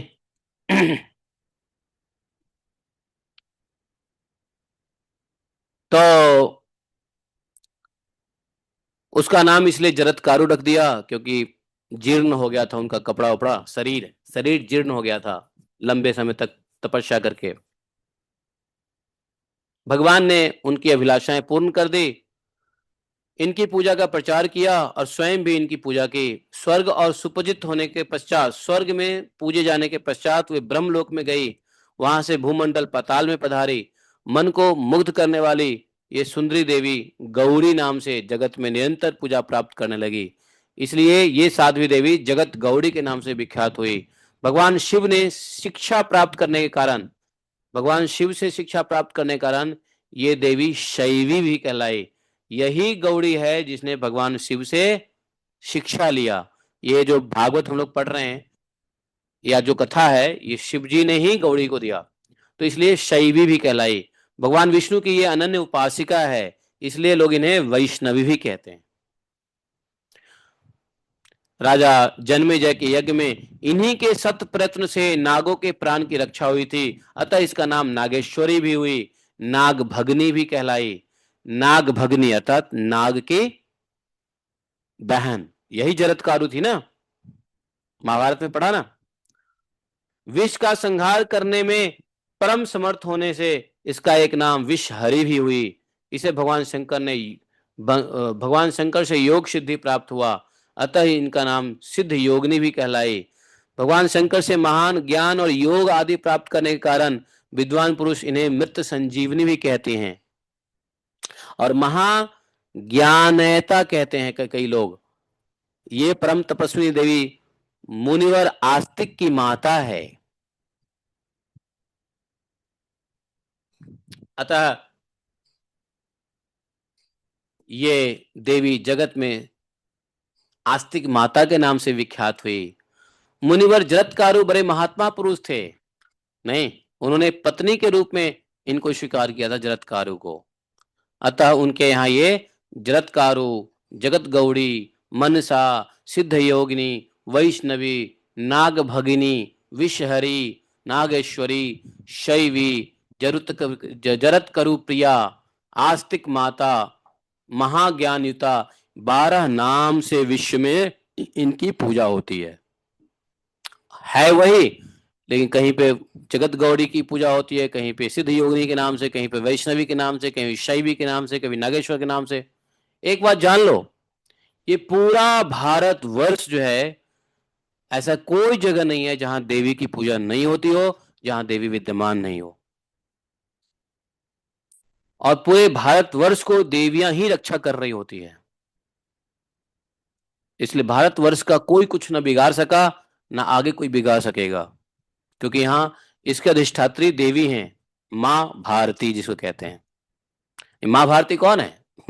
अभी उसकी कहानी आएगी, चिंता मत करो। तो इसे भारत को मां भारती, जब मां भारती का प्रकोप होता है तो सबको नाश करके भगाएगी मां भारती। उससे पहले बहुत बर्दाश्त करती है। भगवान काल, मां भारती सोच देखती है कि काल और कलयुग की वजह से वो बर्दाश्त करती है, लेकिन जब बर्दाश्त से बाहर हो जाएगा तो भगवत भूमि, भारतवर्ष क्या है? देव भूमि है, भगवत भूमि है, जहां पे स्वयं ब्रह्म ने साकार रूप से अवतार लेकर लीला किया है, इस भारतवर्ष की रक्षा के लिए तत्पर हो जाती है। इसलिए बड़े बड़े आक्रांताओं ने आए, हजारों 12,000 साल तक से लूटा नहीं, भगवान के समय से भी कितने कितने आक्रांता आते रहे नहीं। दुर्ग विजयी कहते हैं, दुर्विजयी, जो विजयी नहीं हो पाए, किया जा सकता, ऐसे ऐसे आए, सबको देवी भगवती ने खदेड़ के भगाया। और यदि देवी भगवती ने नहीं खदेड़ा तो देवी भगवती ने क्या किया? भगवान को बुलाया और माया के आश्रय में भगवान को रख करके भगवान से ही सबको मरवा दिया नहीं। जो देवी के पुजारी हैं वो ये मानते हैं कि कृष्ण ने कुछ नहीं किया, सब कुछ भगवती माया का ही कार्य है। वो भी ठीक है, गलत नहीं है लेकिन देवी भगवती माया भी किसके उसमें चलती हैं? सभी वैष्णवी माया भगवान के ही आज्ञा में चलते हैं। तो चाहे जैसे भी देख लो, एक ही बात है। तो जो देवी के पुजारी हैं, शक्ति के पुजारी हैं, वो देवी को ही सबका कारण समझती हैं। भगवान का जन्म, कृष्ण का जन्म लेना ही देवी का ही कारण समझती है। वो सत्य भी है, गलत नहीं है वो लोग वैष्णवी माया ही तो सब करा रही है ना भगवान के लीलाओं को, वो सत्य है, लेकिन वो अपने दृष्टिकोण से देख रहे हैं। वैष्णव लोग, साधु लोग अपने दृष्टिकोण से भक्त लोग देख रहे होते हैं। शिव लोग, जिस शिव के भक्त हैं, वो अपने दृष्टिकोण से देखते हैं कि सबका कारण शिव है, शिव नहीं है। वो भी गलत नहीं है, लेकिन परम सत्य में वो लोग नहीं है। परम सत्य तो यही है कि भगवान कृष्ण, राधा कृष्ण ही परम सत्य हैं और सब कुछ राधा कृष्ण से संपादित होता है। अब उस परम सत्य तक पहुंचने के लिए भगवान की कृपा होनी चाहिए और भगवान के भक्तों की कृपा होनी चाहिए। जब तक भगवान और भक्तों की कृपा नहीं होगी, तब तक उस परम सत्य और सत्या को नहीं समझ सकता कोई भी, चाहे भगवती के पुजारी क्यों ना हो। मैं आपको बता दूं, एक एग्जाम्पल दे देता हूं। जब निम्बार्काचार्य आए, निम्बार्काचार्य, भगवान निम्बार्काचार्य, तो भगवान निम्बार्काचार्य को एक ने चैलेंज दे दिया। कौन? उसका नाम क्या था? वो देवी के पुजारी था, समझे? महान पुजारी था देवी का। वो निम्बार्काचार्य के, भगवान निम्बार्काचार्य के पास आए और बोले कि अरे देवी ही सब कुछ है, चंडी ही सब कुछ है, महाकाली सब कुछ है, ये है वो है, तुम काहे कृष्ण की पूजा करते हो, ऐसा वैसा, काहे को राधे कृष्ण जपते रहते हो। भगवान निम्बार्काचार्य को बोलने लगा, और वो देवी का पक्का पुजारी था। उस समय देवी का उससे बड़ा कोई भक्त था ही नहीं। और निम्बार्काचार्य स्वयं कौन है? सुदर्शन चक्र के अवतार, जो स्वयं अष्ट सखियों में एक सखी हैं। राधा रानी के नित्य लीला में उनका प्रवेश है, निकुंज के लीलाओं में उनका व्यवस्थापक के रूप में है सबके सब। निम्बार्काचार्य ने कुछ नहीं कहा, सब सुनते रहे, सुनते रहे, सुनते रहे, सुनते रहे, सुनते रहे। वह व्यक्ति देवी की पूजा करते करते देवी में ही हो गया था। लेकिन निम्बार्काचार्य ने क्या किया? उनको कहा कि आप जो बोले सत्य है, किंतु आप एक काम कीजिए, मेरे सामने बैठ जाइए। जब वो बोल लिया, पूरा बोल लिया, देवी का भक्त था वो, पूरा बोल लिया। जब वो थक गया बोलते बोलते, शास्त्रार्थ करते करते,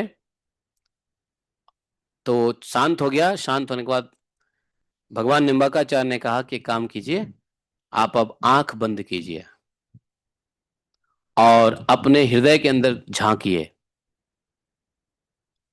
और निम्बार्काचार्य भगवान ने क्या किया? उनको थोड़ा टच कर दिया। टच करते ही उनको अपना स्वरूप दिखने लगा कि मैं कौन हूं, कैसा हूं, क्या हूं। वो एक सखी थे जो देवी भगवती के रूप में आए थे, जानते हो? जैसे ही उसको अपना स्वरूप पता चला, उसको सारा ज्ञान हो गया। अब तो निम्बार्काचार्य भगवान को ही गुरु मानने लगे और चंडी देवी की पूजा छोड़ दिया, भगवती की पूजा छोड़ दिया, उसको सब बराबर दिखने लगा। अब निम्बार्काचार्य को समर्पित किया और निम्बार्काचार्य के वो प्रधान शिष्य बने। जानते हो कौन बने? निम्बार्काचार्य के बाद जो निम्बार्काचार्य की गद्दी को संभाले वही संभाले, उनका नाम पड़ा श्रीनिवासाचार्य। जानते हो? निम्बार्काचार्य को गद्दी छोड़ने के बाद जब निम्बार्काचार्य चले गए, लीला समाप्त कर दिया, तो उन्होंने अपनी गद्दी किसको दी? श्रीनिवासाचार्य को दिया। ये वही श्रीनिवासाचार्य है जिनको आत्मरूप दिखाया, स्वरूप दिखाया, जो देवी के भक्त थे। समझे? अभी आप राधा कुंड पे आओगे तो ललिता कुंड है ना, ललिता कुंड के कोने पे जो मंदिर है वो श्रीनिवासाचार्य का भजन कुटीर है, वो राधा कुंड पे। आपको पता भी नहीं होगा किस, आप लोग आए राधा कुंड पे लेकिन आपको ये पता भी नहीं होगा। ये ललिता कुंड देखते हो, ललिता कुंड के पीछे का मंदिर क्या है? वो श्रीनिवासाचार्य है। और श्रीनिवासाचार्य ही सखी के रूप में थे, जिसको स्वरूप सिद्ध का ज्ञान दिया निम्बार्काचार्य ने। तो देवी की पूजा करने वालों को भी एक्चुअल तत्व, राधा माधव तत्व जो है, राधा कृष्ण का तत्व जो है, वो तभी समझ में आएगा जब भगवान की कृपा होगी, भगवान के भक्तों की कृपा होगी। तब तक वो अन्यत्र अन्यत्र पड़ा रहेगा, कोई फर्क नहीं पड़ता। समझ रहे हैं? अरे मैं सब ऐसे ही बोल रहा हूँ, आप लोग सो रहे हो। समय भी हो गया है, सोने का समय हो गया क्या? अभी नहीं हुआ गुरुजी। अभी खा पी के सोने का समय नहीं हुआ। तो अच्छा, अच्छा, आ तो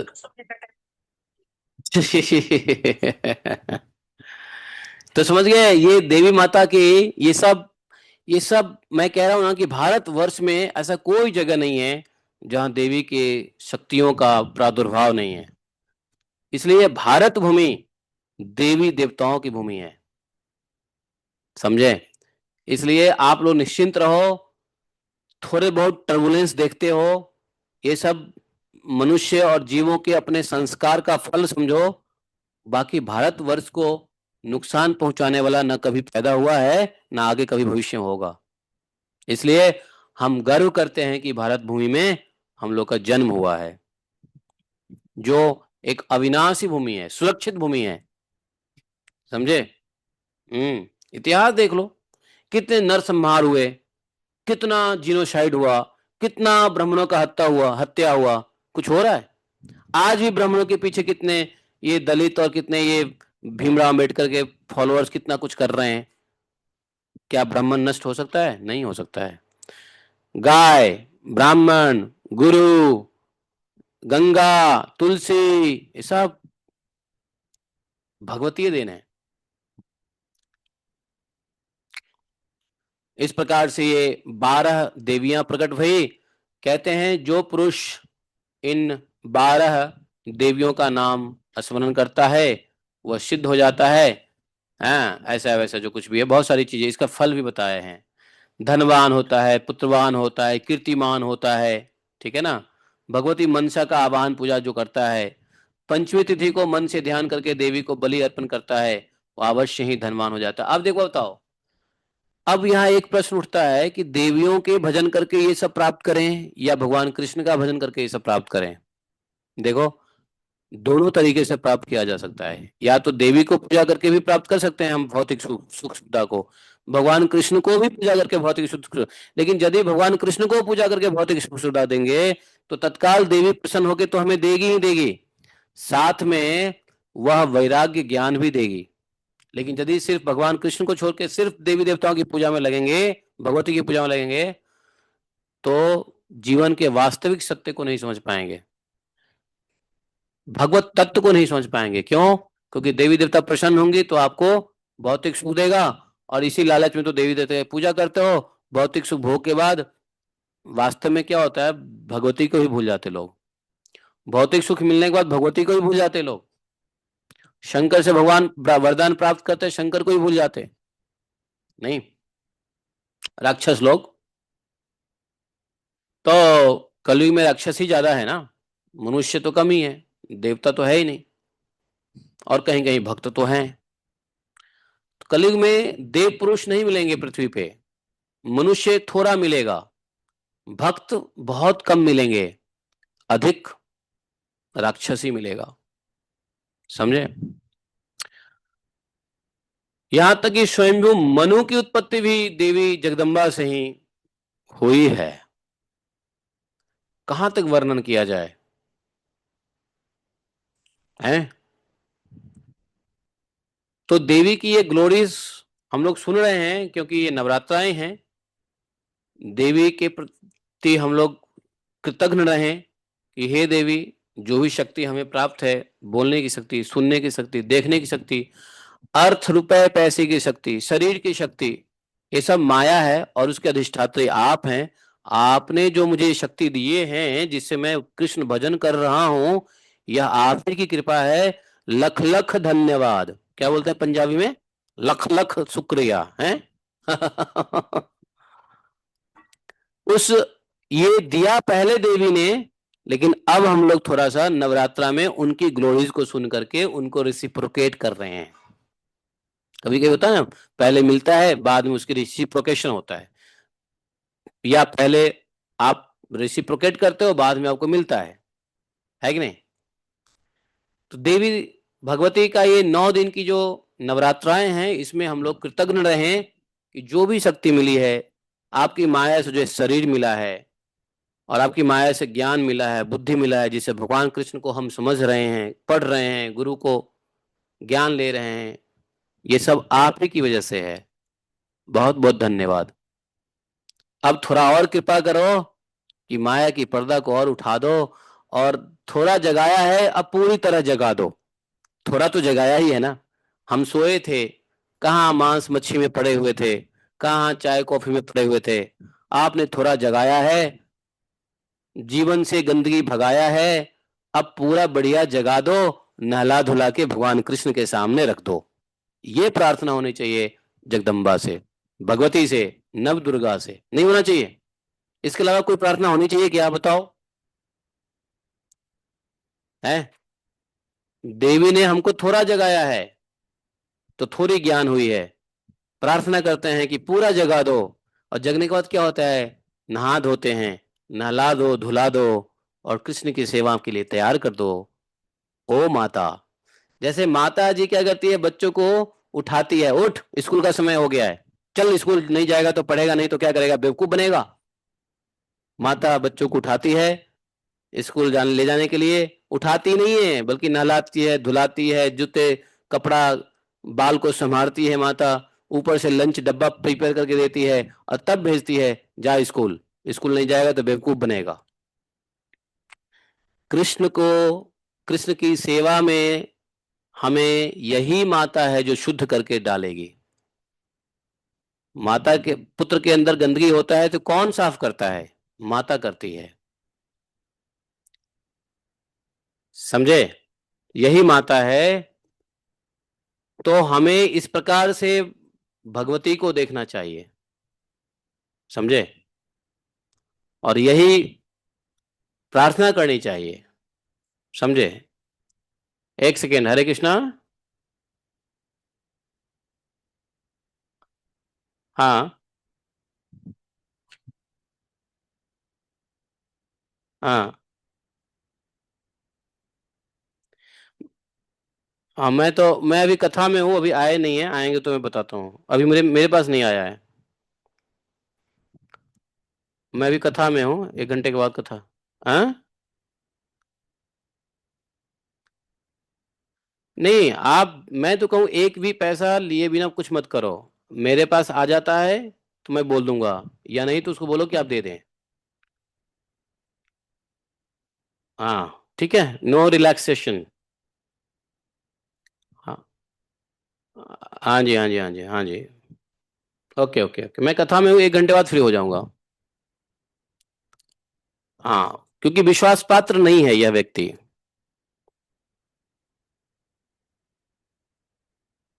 ठीक है, ठीक है। हरे कृष्ण। बिल्कुल नो रिलैक्सेशन। कहीं भी कुछ होता है तो मैं आपको बोल सकता हूं, लेकिन नो रिलैक्सेशन बिल्कुल भी मत करो। हरे कृष्ण। सॉरी, एक अर्जेंट कॉल था। तो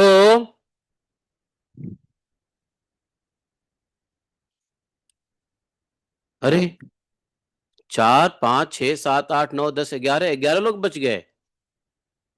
यही 11 लोग बच गए बस। देवी भगवती की कथा कोई नहीं सुनना चाहता। हम्म। बताओ। जो माता नहलाएगी धुलाएगी। है।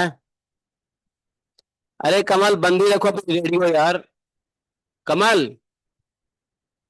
क्या पागलपंदी है। कमल, अपना म्यूट मत, अनम्यूट मत करो यार, ये तुम्हारा ये ट्रांजिस्टर चालू हो जाता है पता नहीं क्यों। कैसा मोबाइल लेके रखा हुआ है समझ में नहीं आता।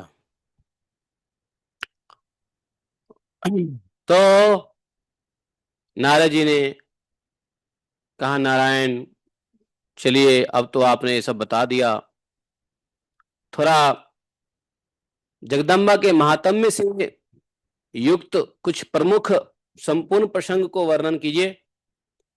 तब इन्होंने, नारायण ने कहा कि देखो, सर्वप्रथम जगत के आदि कारण महान तेजस्वी लोक पितामह ब्रह्मा जी भगवान श्री हरि की नाभि कमल से प्रकट हुए। उन्होंने स्वयं मनु को अपने मानस पुत्र के रूप में प्रकट किया, स्वयं मनु की पत्नी बनाया। महाराज स्वयं मनु ने देवी की पुण्य स्मृति मूर्ति बनाकर उनकी पूजा की।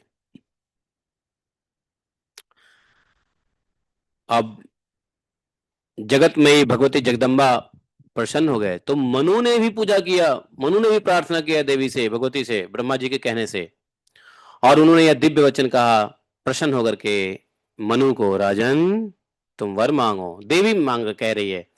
स्वयं मनु ने कहा, देवी तुम्हारी जय हो। शिवे, मेरी नम्रता पूर्वक यही प्रार्थना है कि सृष्टि के कार्य में किसी प्रकार का विघ्न उत्पन्न न हो। देखो, मनु को सृष्टि करना है, मनु को बनाया ब्रह्मा जी ने सृष्टि के लिए, और सृष्टि कार्य में विघ्न न उत्पन्न हो इसलिए भगवती की प्रार्थना कर रहे हैं। भगवती ने कहा, हे भूमिपाल मनु, तुम्हारी प्रार्थना के अनुसार सब होगा, चिंता मत करो। प्रधान दैत्यों का संहार करना मेरा स्वाभाविक गुण है। मेरी शक्ति कभी विफल नहीं होती।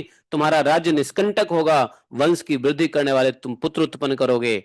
वत्स, मुझ में तुम्हारी दृढ़ भक्ति होगी और अंत में तुम परम पद को प्राप्त करोगे। इस प्रकार महात्मा स्वयंभू मनु को वर देकर भगवती महादेवी मनु के देखते ही देखते विंध्याचल पर्वत पर चली गई।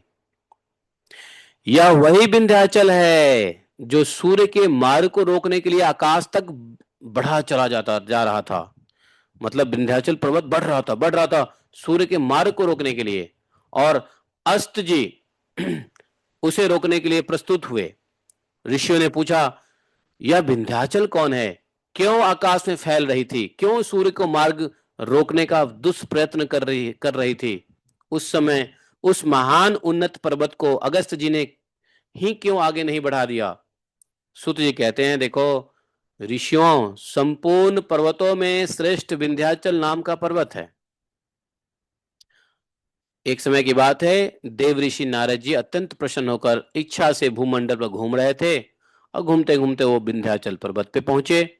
विंध्याचल ने पूछा, देवर्षि कहिए, आपका श्रेष्ठ आगमन यहाँ क्यों हुआ है। आपके पधारने से मेरा ग्रह पवित्र हो गया। जैसे सूर्य जगत के कल्याणार्थ भ्रमण करते हैं, वैसे ही आपका भ्रमण देवताओं को अभय प्रदान करने के लिए है। नारद जी, आप अपने मन की बात मुझसे बताइए। नारद जी बोले कि इस समय मैं सुमेरुगिरी से आ रहा हूं, सुमेरु पर्वत से आ रहा हूं। वहां मैंने इंद्र, अग्नि, यम, वरुण बहुत से लोग देखे हैं। वहां मैंने नाना प्रकार के भोग प्रदान करने वाले देवताओं को भी देखा। उसके बाद नारद जी ने हिमालय और सुमेरु पर्वत की महिमा की प्रशंसा की। जैसे ही नारद जी ने हिमालय और सुमेरु के पर्वतों की प्रशंसा की, वैसे ही विंध्याचल अर्थात विंध्य पर्वत को बड़ा ईर्ष्या हो गया। अरे, ये तो हिमालय की बड़ा बखान कर रहे हैं। अब विंध्याचल को बड़ा, विंध्य विंध्य पर्वत, विंध्याचल विंध्य पर्वत को बड़ा ईर्ष्या हुआ। उसने सोचा मैं सूर्य ग्रहों और नक्षत्रों से संपन्न होकर सुमेरुगिरी की प्रदक्षिणा करते हैं जो, इस कारण यह पर्वत अपने को श्रेष्ठ मानता है।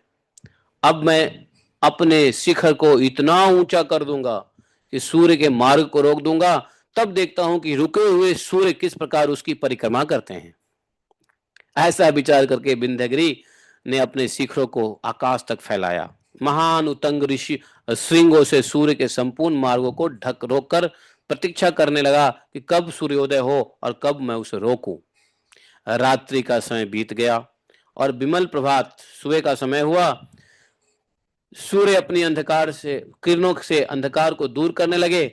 उदयाचल पर उदय होने के लिए उनकी झलक मिलने लगी, किंतु सूर्य आगे नहीं बढ़ सके।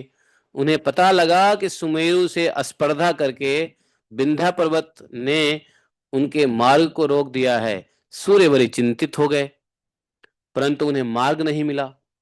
इस प्रकार प्रजा के लिए असमय में विनाश का काल उपस्थित हो गया। पूरा जगत में हाहाकार अंधेरा हो गया। सूत जी कहते हैं, ऋषियों देवताओं ने वैकुंठ में जाकर लक्ष्मीकांत देवादिदेव भगवान श्री हरि के दर्शन किए और इस महान संकट का रक्षा के लिए निवेदन किया। भगवान ने देवताओं को कहा कि तुम भगवती आद्य उपासक परम तेजस्वी अगस्त मुनि इस समय काशी में विराजमान है। अगस्त मुनि भगवती के बड़े उपासक थे, आद्य उपासक कहा गया है। विंध्याचल पर्वत के उत्कर्ष को वे रोक सकेंगे। तुम वहां जाओ और प्रतापी अगस्त मुनि को तुम याचना करो। ऋषि इस प्रकार तो इस प्रकार से जो है विष्णु के से आदेश प्राप्त करके वे प्रधान देवता संदेह रहित होकर के नम्रता पूर्वक काशीपुरी को गए। मुनिवर अगस्त को पवित्र आश्रम में विराजते देखा। समस्त देवता दंड की भांति उनको उनके चरणों में गिरकर बार बार प्रणाम करने लगे। वे बोले, महर्षि विंध्य पर्वत ने सूर्य के मार्ग को रोक लिया है, इससे तीनों लोकों में हाहाकार मच गया है। आप अपनी तपस्या के प्रभाव से उस पर्वत की वृद्धि को रोकने की कृपा कीजिए। अगस्त मुनि ने कहा कि देखो मैं आप लोगों का यह कार्य पूर्ण करूंगा। मुनि अगस्त को काशी से बाहर निकल गए और सती लोपा मुद्रा उनके साथ में थी और अपने तप रूपी विमान पर चढ़कर उन्होंने आधे क्षण में ही मार्ग तय कर लिया। आगे जाकर विंध्या पर्वत ने अत्यंत ऊंचे होकर आकाश को अंधेरा कर रखा था। मुनि के सन्मुख उपस्थित देखकर विंध्य कांपने लगा। वह अपने समस्त अभिमान को पूर्ण रूप से त्याग कर कुछ प्रार्थना करने के विचार से उनके सन्मुख पृथ्वी की भांति विनयवत हो गया। अब मुनि को साष्टांग प्रणाम किया। उस समय नम्र शिखर वाले उस विंध्य महान पर्वत को इस रूप में देखकर मुनिवर अगस्त जी के मुख पर प्रसन्नता छा गई और बोला, वत्स तुम तब तक ऐसे लेटे रहोगे जब तक कि मैं लौट ना आऊं। अब जैसे ही विंध्या मुनि अगस्त को प्रणाम करने के लिए दंडवत किया, उजाला हो गया। सूर्य के सामने से अंधेरा हट गया। मुनि ने कहा कि तुम ऐसे लेटे रहो जब तक मैं वापस न लौटाऊं, है कि नहीं, मैं तुम्हारे शिखर पर चढ़ने में असमर्थ हूं। इस प्रकार कहकर मुनि अगस्त जी दक्षिण दिशा की ओर जाने के लिए तैयार हो गए। वे विंध्य पर्वत के शिखर पर चढ़कर क्रमशः नीचे पृथ्वी पर उतर आए और वहां से दक्षिण की ओर चले गए। रास्ते में उन्हें शैल पर्वत दृष्टिगोचर हुआ, नजर में आया। उन्होंने उसके मलयाचल पर जाकर अपना विश्राम बना लिया और कभी वापस आए ही नहीं अगस्त मुनि। अब जब वापस आए नहीं तो विंध्य पर्वत नीचे ही लेटे रहे और सूर्य को रास्ता मिल गया, सूर्य को रोक ना पाए।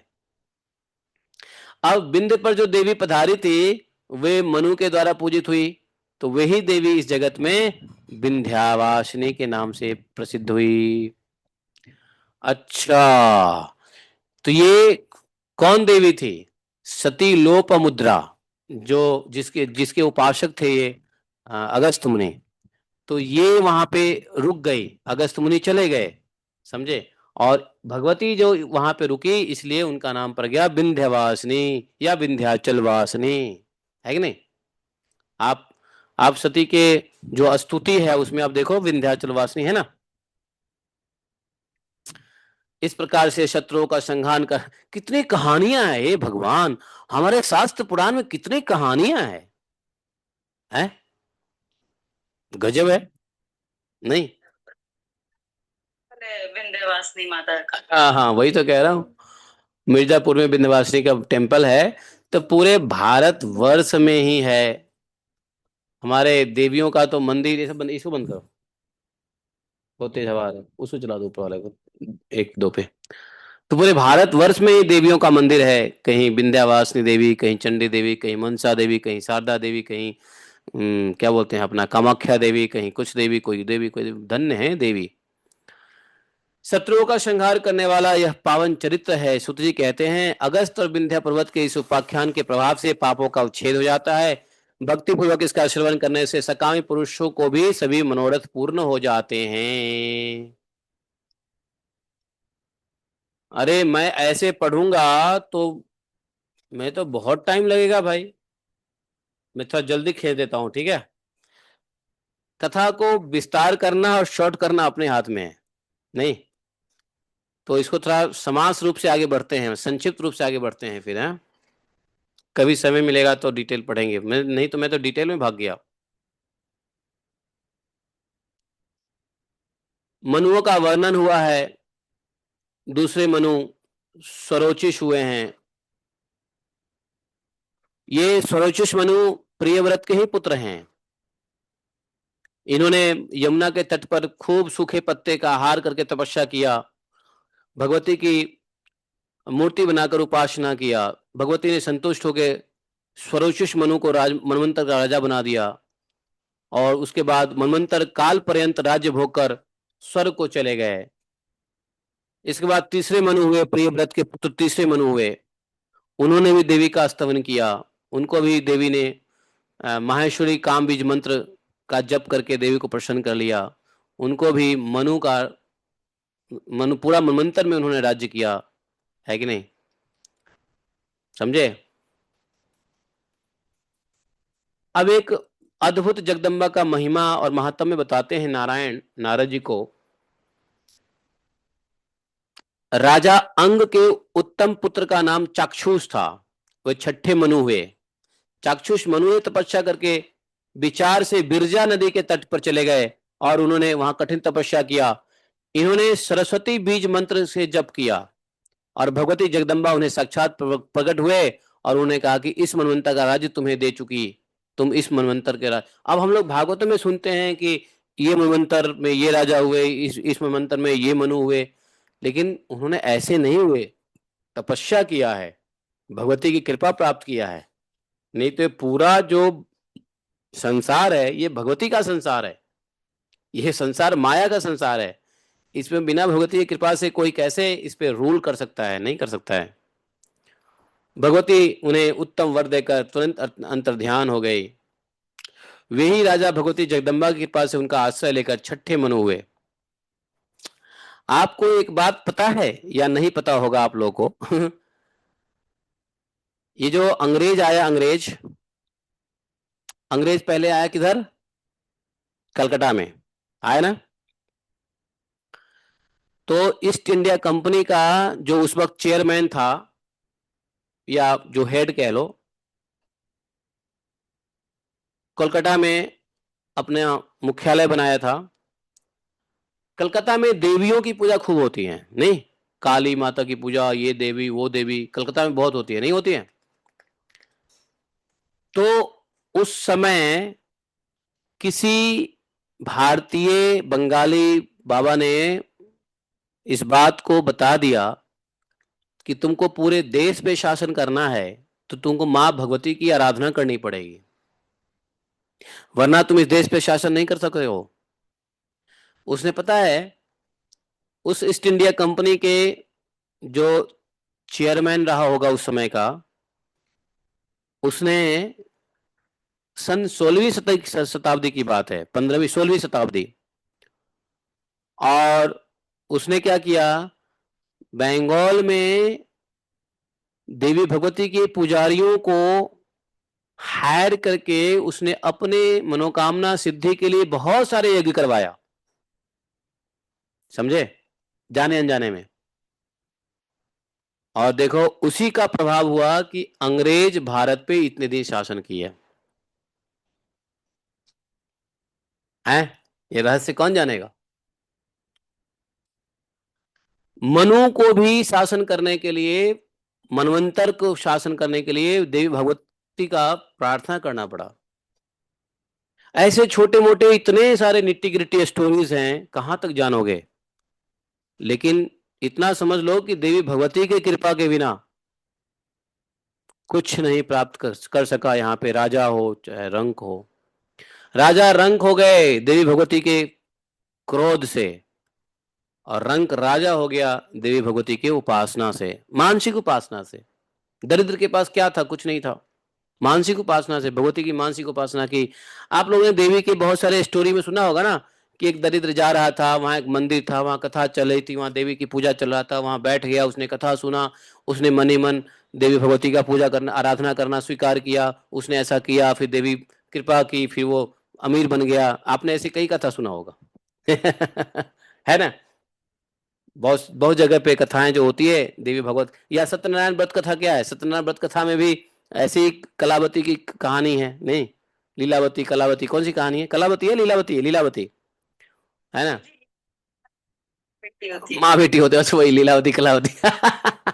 तो उसमें भी महात्म्य है कि ऐसा हुआ, वो ऐसा हुई, उसको कहा कि तुम ऐसा करो तो ऐसा हो जाएगा, तुम्हारा पति जेल से छूट जाएगा।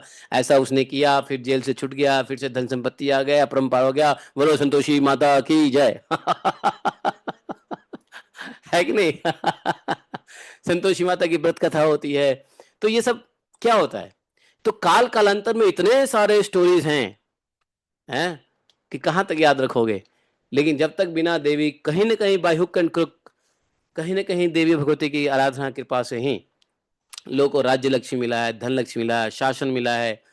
ये मनु से लेकर के अभी तक कह रहा हूं मैं। है कि नहीं? है। तो भगवान नारायण कहते हैं कि वैवस्वत मनु, सातवें मनु है प्रसिद्ध, इन्होंने भी श्राद्ध देव जिनको कहा गया है, तो इन्होंने भी परम पूज्या भगवती की कृपा से तपस्या करके मनवंतर के अधिपति बने। आठवां सावर्णी है, सावर्णी भी भगवती की ही आराधना से मनु बने। समझे? हैं? वैवस्वत मनु के 6 पुत्र हुए। कौन कौन? करुष, पृषग्र, नाभाग, दिष्ट, शरयाती और त्रिशंकु। अभी अभी हम लोगों ने त्रिशंकु की कथा सुनी। ये 6 पुत्र यमुना के पावन तट पर जाकर भगवती की उपासना करने लगे। उन पुण्यात्मा 6 राजकुमारों ने देवी की साक्षात दर्शन किए। वे सभी धरातल पर अपने वंशावली स्थापित करके मनमंत्रों के अध्यक्ष बने रहे हैं।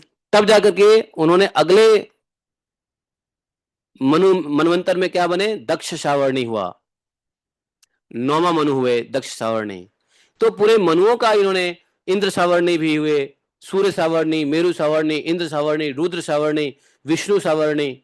नहीं, ये सब देवी की भगवती की आराधना के बाद ही पूरे मनवंतर पे शासन किया। समझे? फिर पूछा नारद जी के ने कि महाराज ठीक है, समझ गए, ये ब्राह्मणी देवी कौन है? ब्राह्मणी देवी कैसे प्रकट हुई, है ना। नारायण ने कहा सुनो, मैं भगवती जगत माया की मोहिनी, मोक्ष देने वाली अद्भुत लीला का वर्णन करता हूं। एक समय की बात है, अरुण नाम का एक महान पराक्रमी दैत्य था, और उसके मन में देवताओं को जीतने की इच्छा उत्पन्न हुई। हिमालय पर जाकर के ब्रह्मा को प्रसन्न करके उसने क्या किया? 10,000 वर्ष तक बिना भोजन के तपस्या किया। ब्रह्मा जी प्रसन्न हुए, वरदान दिया। वरदान मांगा क्या? कि मैं कभी मरू ही नहीं। भगवत ब्रह्मा जी ने कहा अरे ऐसा नहीं होता है, मरना पड़ता है, कुछ और मांग लो तुम। तो बोला ठीक है, मुझे एक ऐसा वर दीजिए कि मैं न युद्ध में मरूं, न किसी स्त्री या पुरुष से ही मेरी मृत्यु हो, न तो पैर 2 पैर वाले, न 4 पैर वाले कोई प्राणी मुझे न मार सके। साथ ही साथ आप मुझे ऐसा विपुल वर दीजिए, बल दीजिए जिसे मैं संपूर्ण देवताओं को विजय प्राप्त कर सकूं। यह अरुण दैत्य की बात सुनकर ब्रह्मा जी बोले तथास्तु। ब्रह्मा जी क्या करते हैं, ब्रह्मा जी को प्रसन्न कर लो तो ब्रह्मा जी कुछ मना करेंगे ही नहीं। जैसे दादाजी को प्रसन्न कर लो तो दादाजी कुछ मना नहीं करेंगे। दादाजी चॉकलेट चाहिए, जो बच्चा दादाजी को प्रसन्न कर लेता है दादाजी मना ही नहीं करते हैं, जा बेटा ले ले। है ना। हमारे प्रजापति ब्रह्मा ऐसे ही हैं। ब्रह्मा जी ने कहा ठीक है बेटा, तथास्तु। उसके बाद अरुण ने क्या किया, दैत्यों पे आक्रमण कर दिया। उसने सूर्य चंद्रमा सबको अपने अधिकार में कर लिया, समझे। और बड़ा भयंकर जो है, अब सभी देवता कैलाश पर्वत पे गए, भगवान शंकर को अपनी दुख की गाथा सुनाया, है कि नहीं। वहीं उसी समय आकाशवाणी हुई, देवताओं, अरे तुम लोग भगवती भुवनेश्वरी की उपासना करो, वही तुम लोगों का कार्य सिद्ध करेंगी। यदि दानवराज अरुण गायत्री के जप से पृथक विरत जाए तो उसकी मृत्यु योग्य परिस्थिति उत्पन्न हो जाएगी।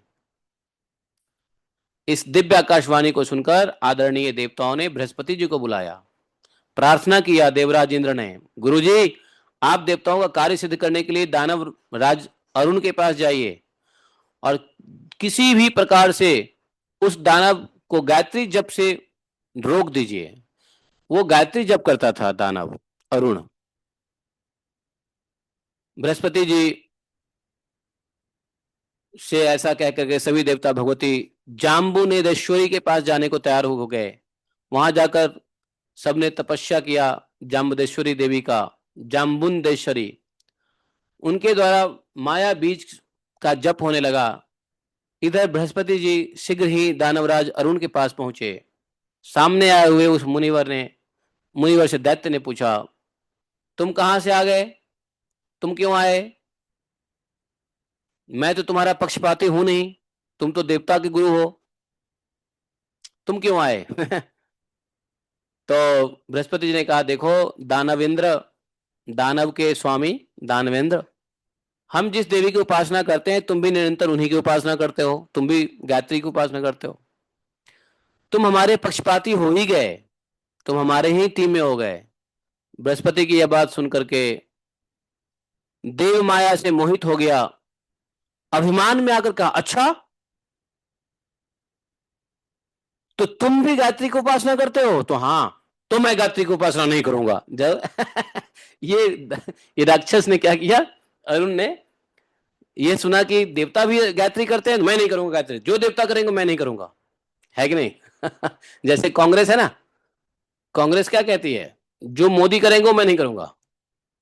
तो मोदी जो राष्ट्रहित में बात करते हैं तो वो राष्ट्र के नुकसान में बात करता है, इसलिए बेचारा ये असुर लोग ऐसे ही है। तो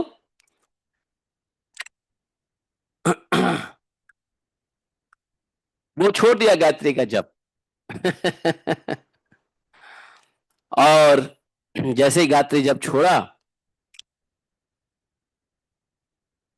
उसकी मृत्यु हुई, समझे। तो उसका कंडीशन यही था, गायत्री का जब छोड़ देगा तभी उसकी मृत्यु होगी, है कि नहीं। तो इस प्रकार से जो है ये भ्रामरी देवी है जिन्होंने ये अद्भुत कार्य किए और देवताओं का रक्षा किया। देवी भागवत का 10वां स्कंद समाप्त हो गया। देवी भागवत का 11वां स्कंद में सदाचार का वर्णन हुआ है। सदाचार में देखो,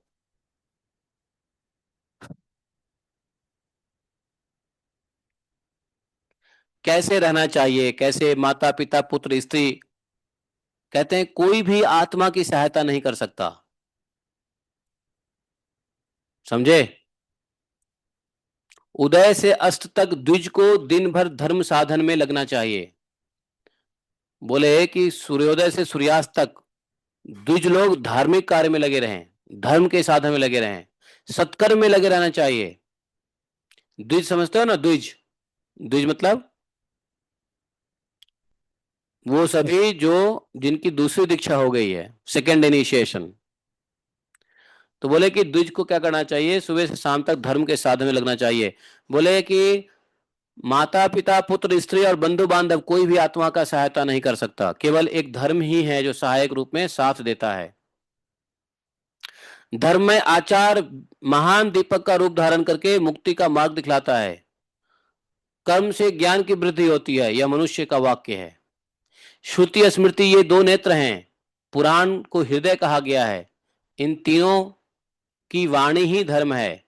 रात्रि के चौथे प्रहर उठकर ब्रह्म का ध्यान करें, ऐसा कहा गया है। रात्रि के चौथे चौथे प्रहर उठ करके ब्रह्म का ध्यान करना चाहिए। इटिकट समझो, अब मनुष्य को करना क्या चाहिए? तो चौथे प्रहर नहीं सोना चाहिए, ब्रह्म का ध्यान करना चाहिए। वीरासन से बैठकर ध्यान करना चाहिए। इसके बाद जो दीपक के समान हृदय में विराजमान है, उन श्री भगवान का ध्यान करें। विवेकी पुरुष के मन में यह धारणा बनी रहनी चाहिए कि मेरे हृदय में परमात्मा अवश्य विराजमान है। भगवान नारायण कहते हैं, नारद, वेद अपने 6 अंग सहित सभी क्यों ना अध्ययन किए गए हों, आचारहीन व्यक्ति को वे पवित्र नहीं कर सकते हैं। आचार के बिना कोई भी ज्ञान काम नहीं आता। गायत्री जप के समान श्रेष्ठ कार्य इस लोक अथवा परलोक में दूसरा कुछ भी नहीं है। भाई हरे कृष्णा वाले भी गायत्री जपते हैं ना, दिन में 3 बार, नहीं करते हैं? तो गायत्री जप के समान श्रेष्ठ कार्य इस लोक में है ही नहीं। गायत्री के बिना कोई शुद्ध नहीं रह सकता, समझे? यह हमारी रक्षा करती है गायत्री, इसी का नाम गायत्री, इसलिए इसका नाम गायत्री पड़ा, क्योंकि यह रक्षा करती है। बताओ ये गायत्री कौन है?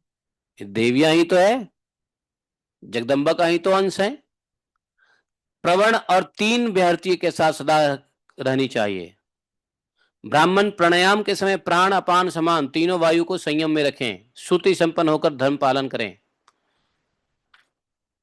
रुद्राक्ष की महिमा बताया है। रुद्राक्ष बड़ा महत्वपूर्ण है। कंठ में 32, मस्तक पर 40, दोनों कानों पर 6, हाथों में 12, दोनों भुजाओं में 16, शिखा में 1, वक्ष स्थल पर 100, 108 रुद्राक्ष धारण करता है। वह स्वयं भगवान नीलकंठ समझा जाता है। जो व्यक्ति कंठ में 32 रुद्राक्ष पहने, मस्तक पे 40 रुद्राक्ष पहन के घूमे, दोनों कानों पर 6 रुद्राक्ष, दोनों हाथ में 12, दोनों भुजाओं में 16, शिखा में 1 तथा वक्ष स्थल पर 108 रुद्राक्ष की माला धारण करता है, स्वयं भगवान रुद्र शंकर नीलकंठ के समान हो जाता है, समझा जाता है। तो रुद्राक्ष की इतनी महिमा है, वर्णन करते हैं। रुद्राक्ष की महिमा माला धारण करनी चाहिए ठीक ठीक से। रुद्राक्ष सबसे श्रेष्ठ माना जाता है, अनघ। क्या कारण है? बोलते हैं नारायण ने कहा कि सुनो, प्राचीन समय की बात है, यही विषय स्वामी कार्तिकेय भगवान शंकर से पूछा था कि रुद्राक्ष की क्या महिमा है, क्या कारण है, क्या महत्व है। तो उन्होंने उनसे जो कुछ कहा था वो कह रहे, सुनो। भगवान शंकर ने कहा, मैं तत्वपूर्वक संक्षेप में तुम्हारी प्रश्न का समाधान करता हूं। रोटी रोटी खाने के लिए कहाँ, कब आओगी? 3 घंटे? 3 घंटे गायब रहेगी?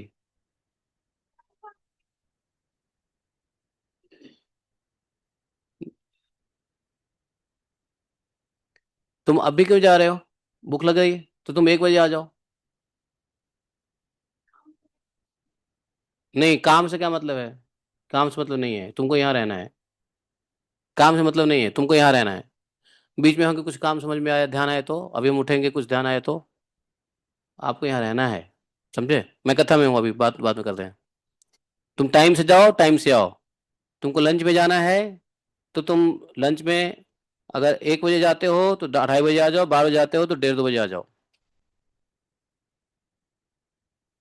थोड़ा गाय के पास समय दो, ठीक है? गाय की सेवा करो, ठीक है? तो अगर तुमको अभी जाना है तो जाओ, लेकिन फिर 1 बजे आ जाना।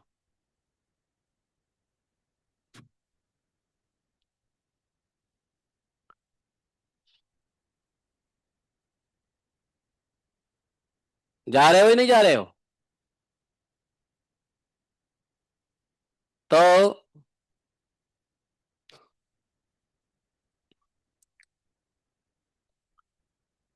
यह विषय कार्तिकेय ने से पूछा था, तो कार्तिकेय को शंकर जी ने बताया।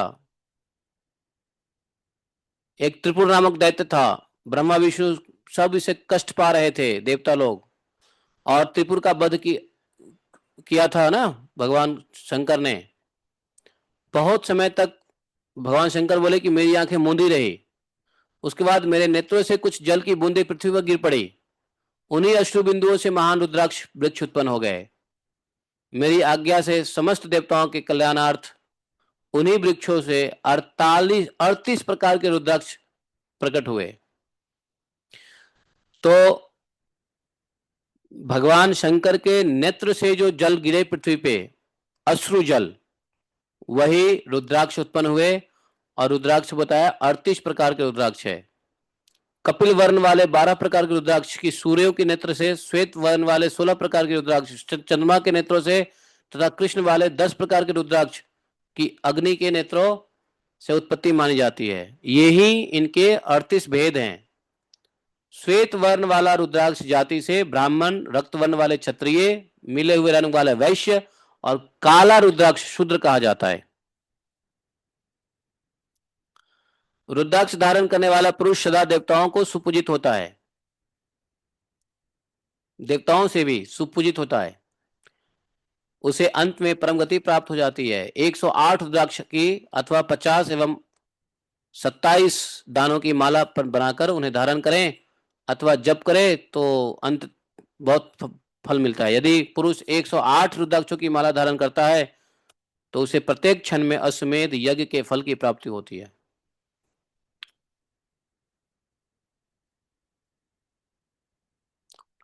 भगवान नारायण कहते हैं, नारद जी, अब यहाँ पे रुद्राक्ष के बारे में बताया, अब गायत्री की महिमा बताया। जिस गायत्री के बारे में बता रहे हैं कि गायत्री के बिना कोई सदाचार और सदाचार के बिना कोई भी आचरण सही हो ही नहीं सकता। तो गायत्री बहुत जरूरी है। गायत्री से सदाचार बढ़ता है, इसलिए बच्चों को गायत्री दीक्षा होती है। विद्या अध्ययन करने से पहले आचरण जो है ना डिस्टर्ब करता है संस्कार की वजह से, तो इसलिए गायत्री दीक्षा दी जाती है ताकि उसके आचरण सही हो, है कि नहीं। विद्या के आरंभ से पूर्व क्या होता है, आचरण जो है उसके लिए उसको आचरण शुद्धि के लिए गायत्री दी जाती है। तो गायत्री की महिमा बताया है, गायत्री की पूजन विधि बताया है, किसी भी कामना की सिद्धि के लिए गायत्री का अलग अलग प्रयोग भी बताया है, समझे। और गायत्री कवच भी है, जानते हैं। तो खासकर विद्यार्थियों के लिए है गायत्री कवच। इस कवच को कल जानेंगे और गायत्री के सहस्त्र नाम भी कल ही पढ़ा जाएगा। तो इसलिए आज का विश्राम यहीं पर समाप्त होता है, ठीक है। आज का विश्राम यहीं समाप्त हो जाएगा। कल गायत्री के 1000 नाम बताएंगे। ये नाम जरूर हम सुनेंगे, पढ़ेंगे भी। पहली बार मैं पढ़ूंगा गायत्री के 1000 नाम, इसे पहले मैं कभी नहीं पढ़ा, तो मेरे लिए भी पहली बार होगा गायत्री के 1000 नाम, समझे। गायत्री सहस्त्र नाम स्तोत्र इसको कहते हैं। और कल अंतिम दिन होगा हमारे देवी भागवत के। फिर उसके बाद दीक्षा बताएंगे, देवताओं का अभिमान भंग कैसे हुआ होता है, ठीक है ना, क्यों होता है। थोड़ा कल हम लोग अंतिम दिन देवी भागवत की महिमा पढ़ेंगे और फिर देवी भागवत की आरती करके समाप्त करेंगे। या देवी सर्वभूतेषु निद्रारूपेण संस्थिता नमस्तस्यै नमस्तस्यै नमस्तस्यै नमो नमः। जय श्री राधे श्याम। हरे कृष्ण।